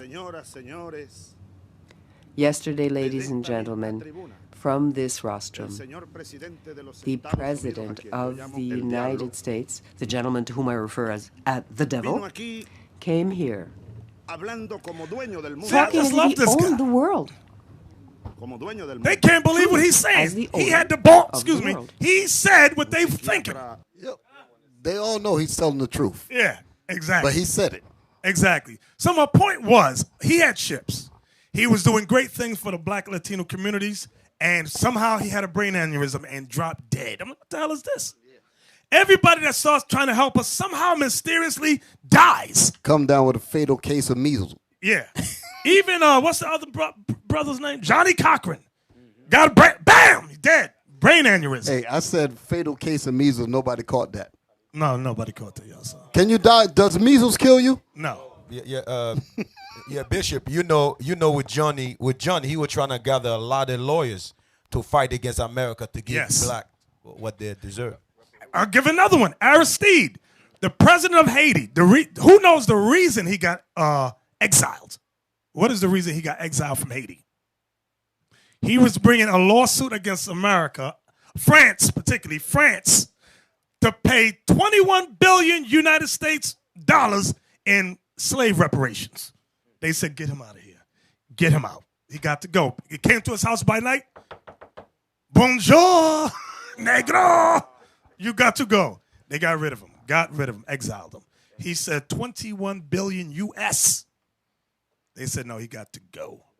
Abiel, what you got? There was a president by the name of an Ecuadorian president called Roldos, who actually found a way to economically unite Colombia, Venezuela, and Ecuador and pretty much be on their own. The United States gave them airplanes. And when they went on these airplanes, it was him, his family, a couple of delegates, and that plane crashed on the side of a mountain. When a plane goes down, what's the first thing they look for? The black box. Eduardo Roldos, it was an Ecuadorian president. Those black boxes were not. They did not come with the planes that America gave to this man. They did that also to another man named Chirios in Panama. They did the same thing to him. His plane crashed on the side of a mountain mysteriously. Hey, the president of Libya, what's his name? Umar Gaddafi. He went to the UN and told all the African states, he said, we can create our own International Monetary Fund. He said, we'll call it the AMF, African Monetary Fund. You know he got killed? He somehow, he became this evil dictator, and they had to kill him. He bought a cup of coffee. Coffee was too hot and it killed him.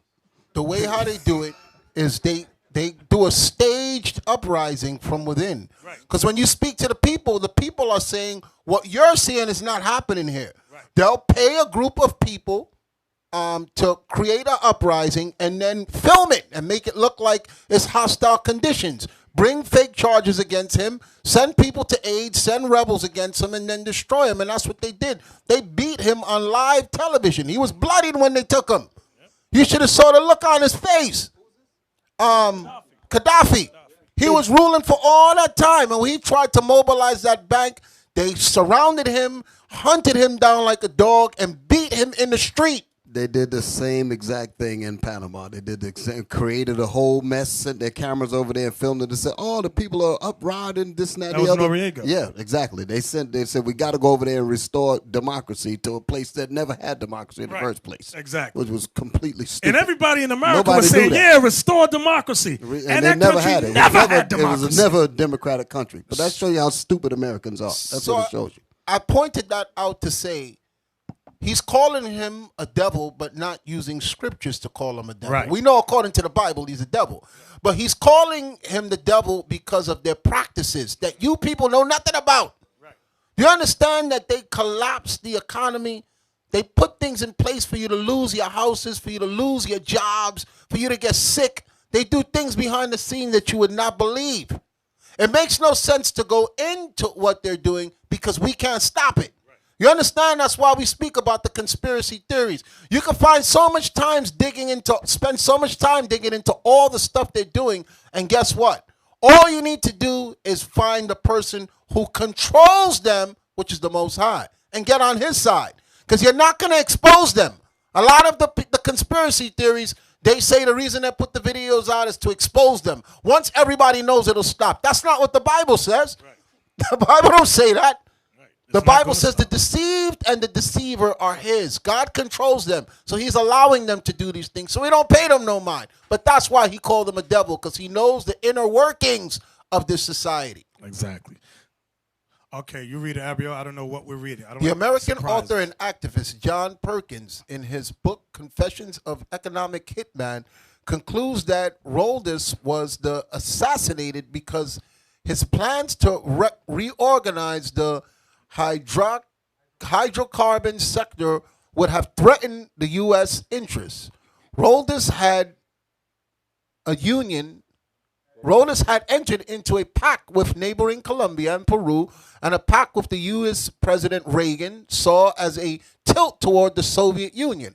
Just months after Roldós died, another Latin American leader who had been at odds with the U.S. interests in control of the Panama Canal, Panama's Omar Trujillo, that was the guy died in what was allegedly just a plane crash, which was also is perceived by some to have been a CIA-conducted assassination, again, according to John Perkins. Who's Omar Roldós? Chirios. Who's That's Roldós? President of... Okay. All right. That's why I wanted you to go explain it, because I didn't know who this guy was. All right. But that's good. That links with what we're going over right now. So where we at, Captain?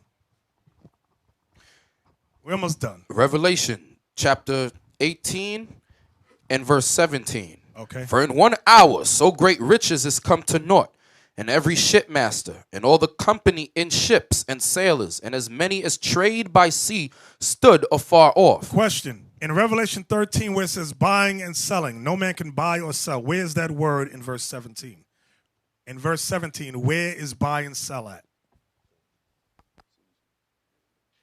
Trade, correct. Trade. I'll need y'all, when y'all read, to start putting precepts together.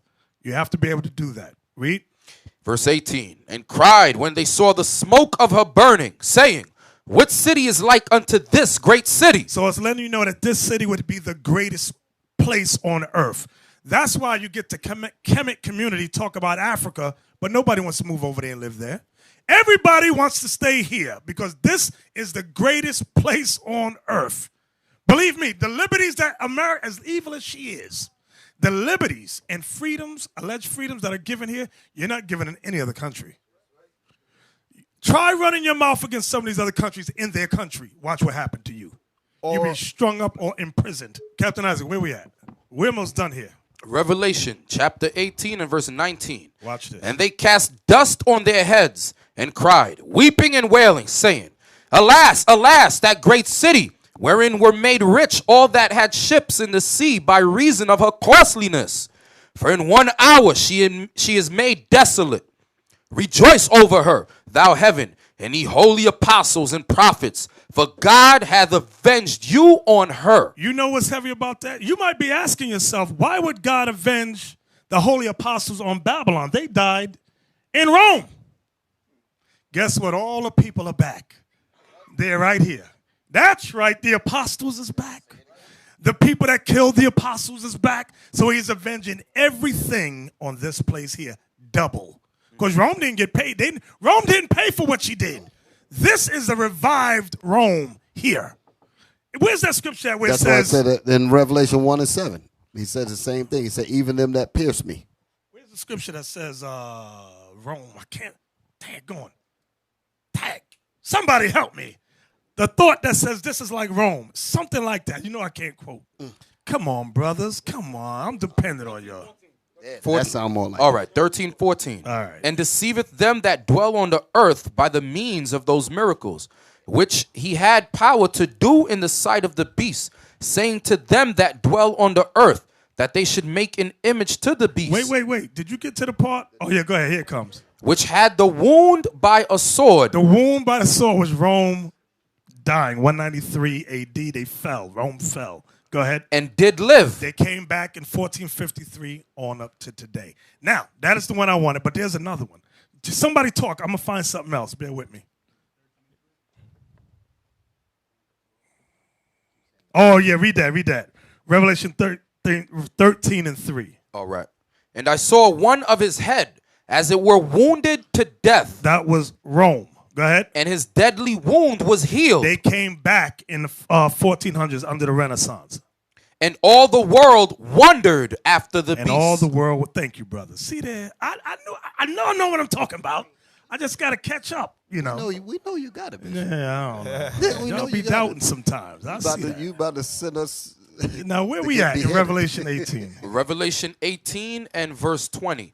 Rejoice over her, thou heaven, and ye holy apostles and prophets, For God hath avenged you on her. Come on. And a mighty angel took up a stone like a great millstone, and cast it unto the sea, saying, Thus with violence shall that great city Babylon be thrown down, and shall be found no more at all. So the angel took up a great millstone, and it ain't talking about them bums on 34th Street.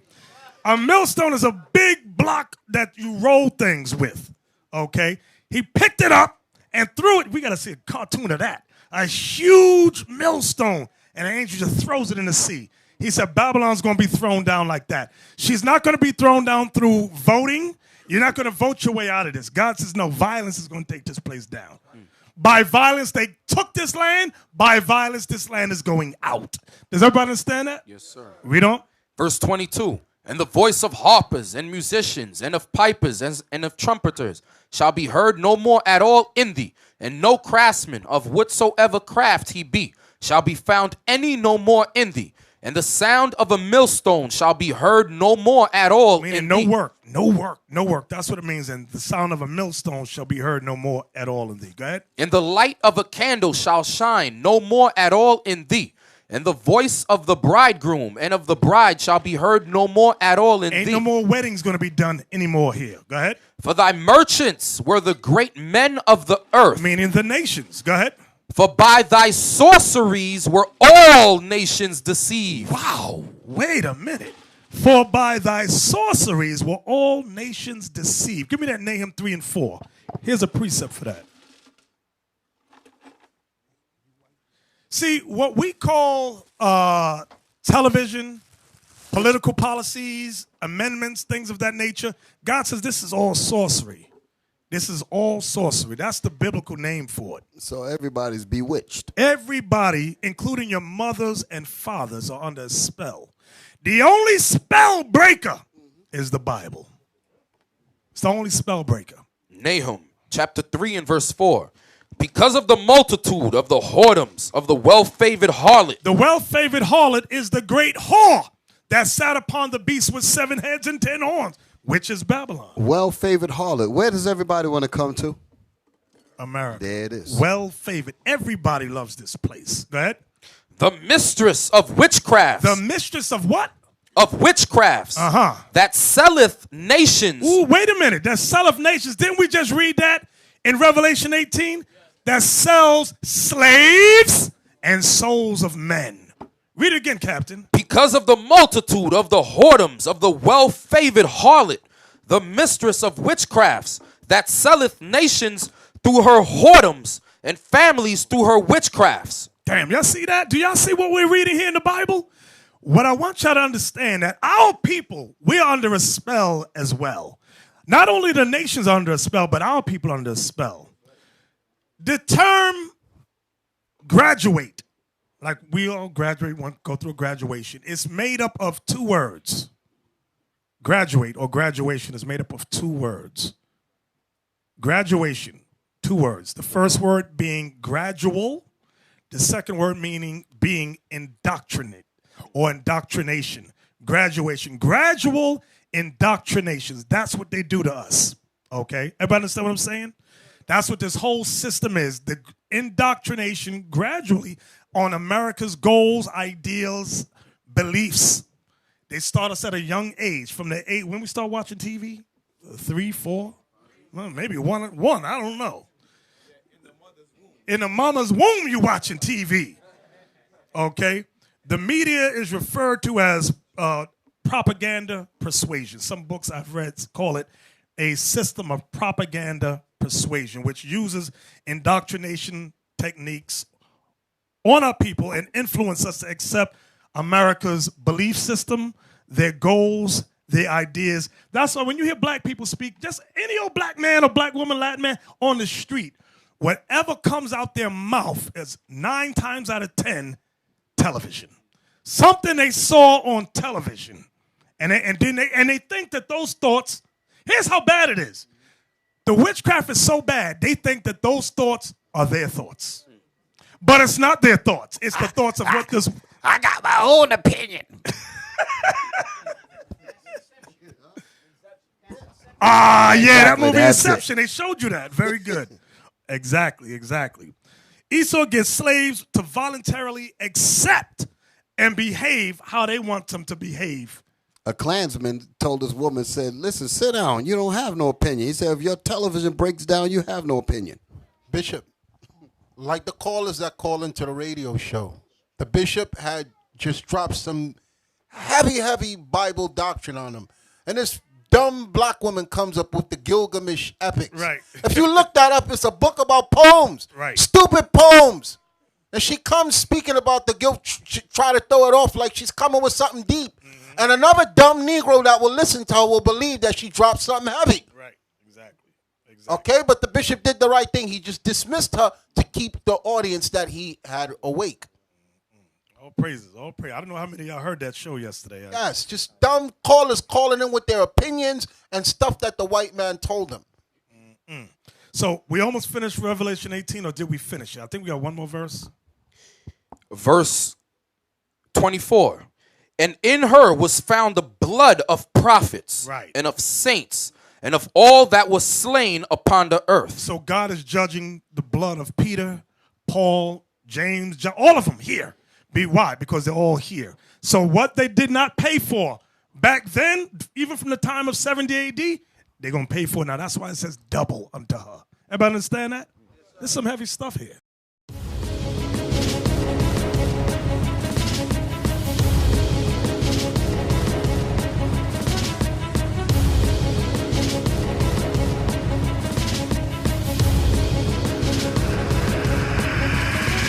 Shalom, Israel. I'm Elder Nathaniel, Israel United in Christ. YouTube likes to shut our channels down, as some of you have noticed, ever so often. Subscribing to join IUIC will assure you will always stay connected to our YouTube accounts. We want to do our best to make sure this truth gets out. Please click and join our subscriber YouTube channel called Join IUIC to stay linked to all of our videos. So again, please make sure you subscribe to this Join IUIC channel to get your latest updates from all our YouTube channels. Shalom.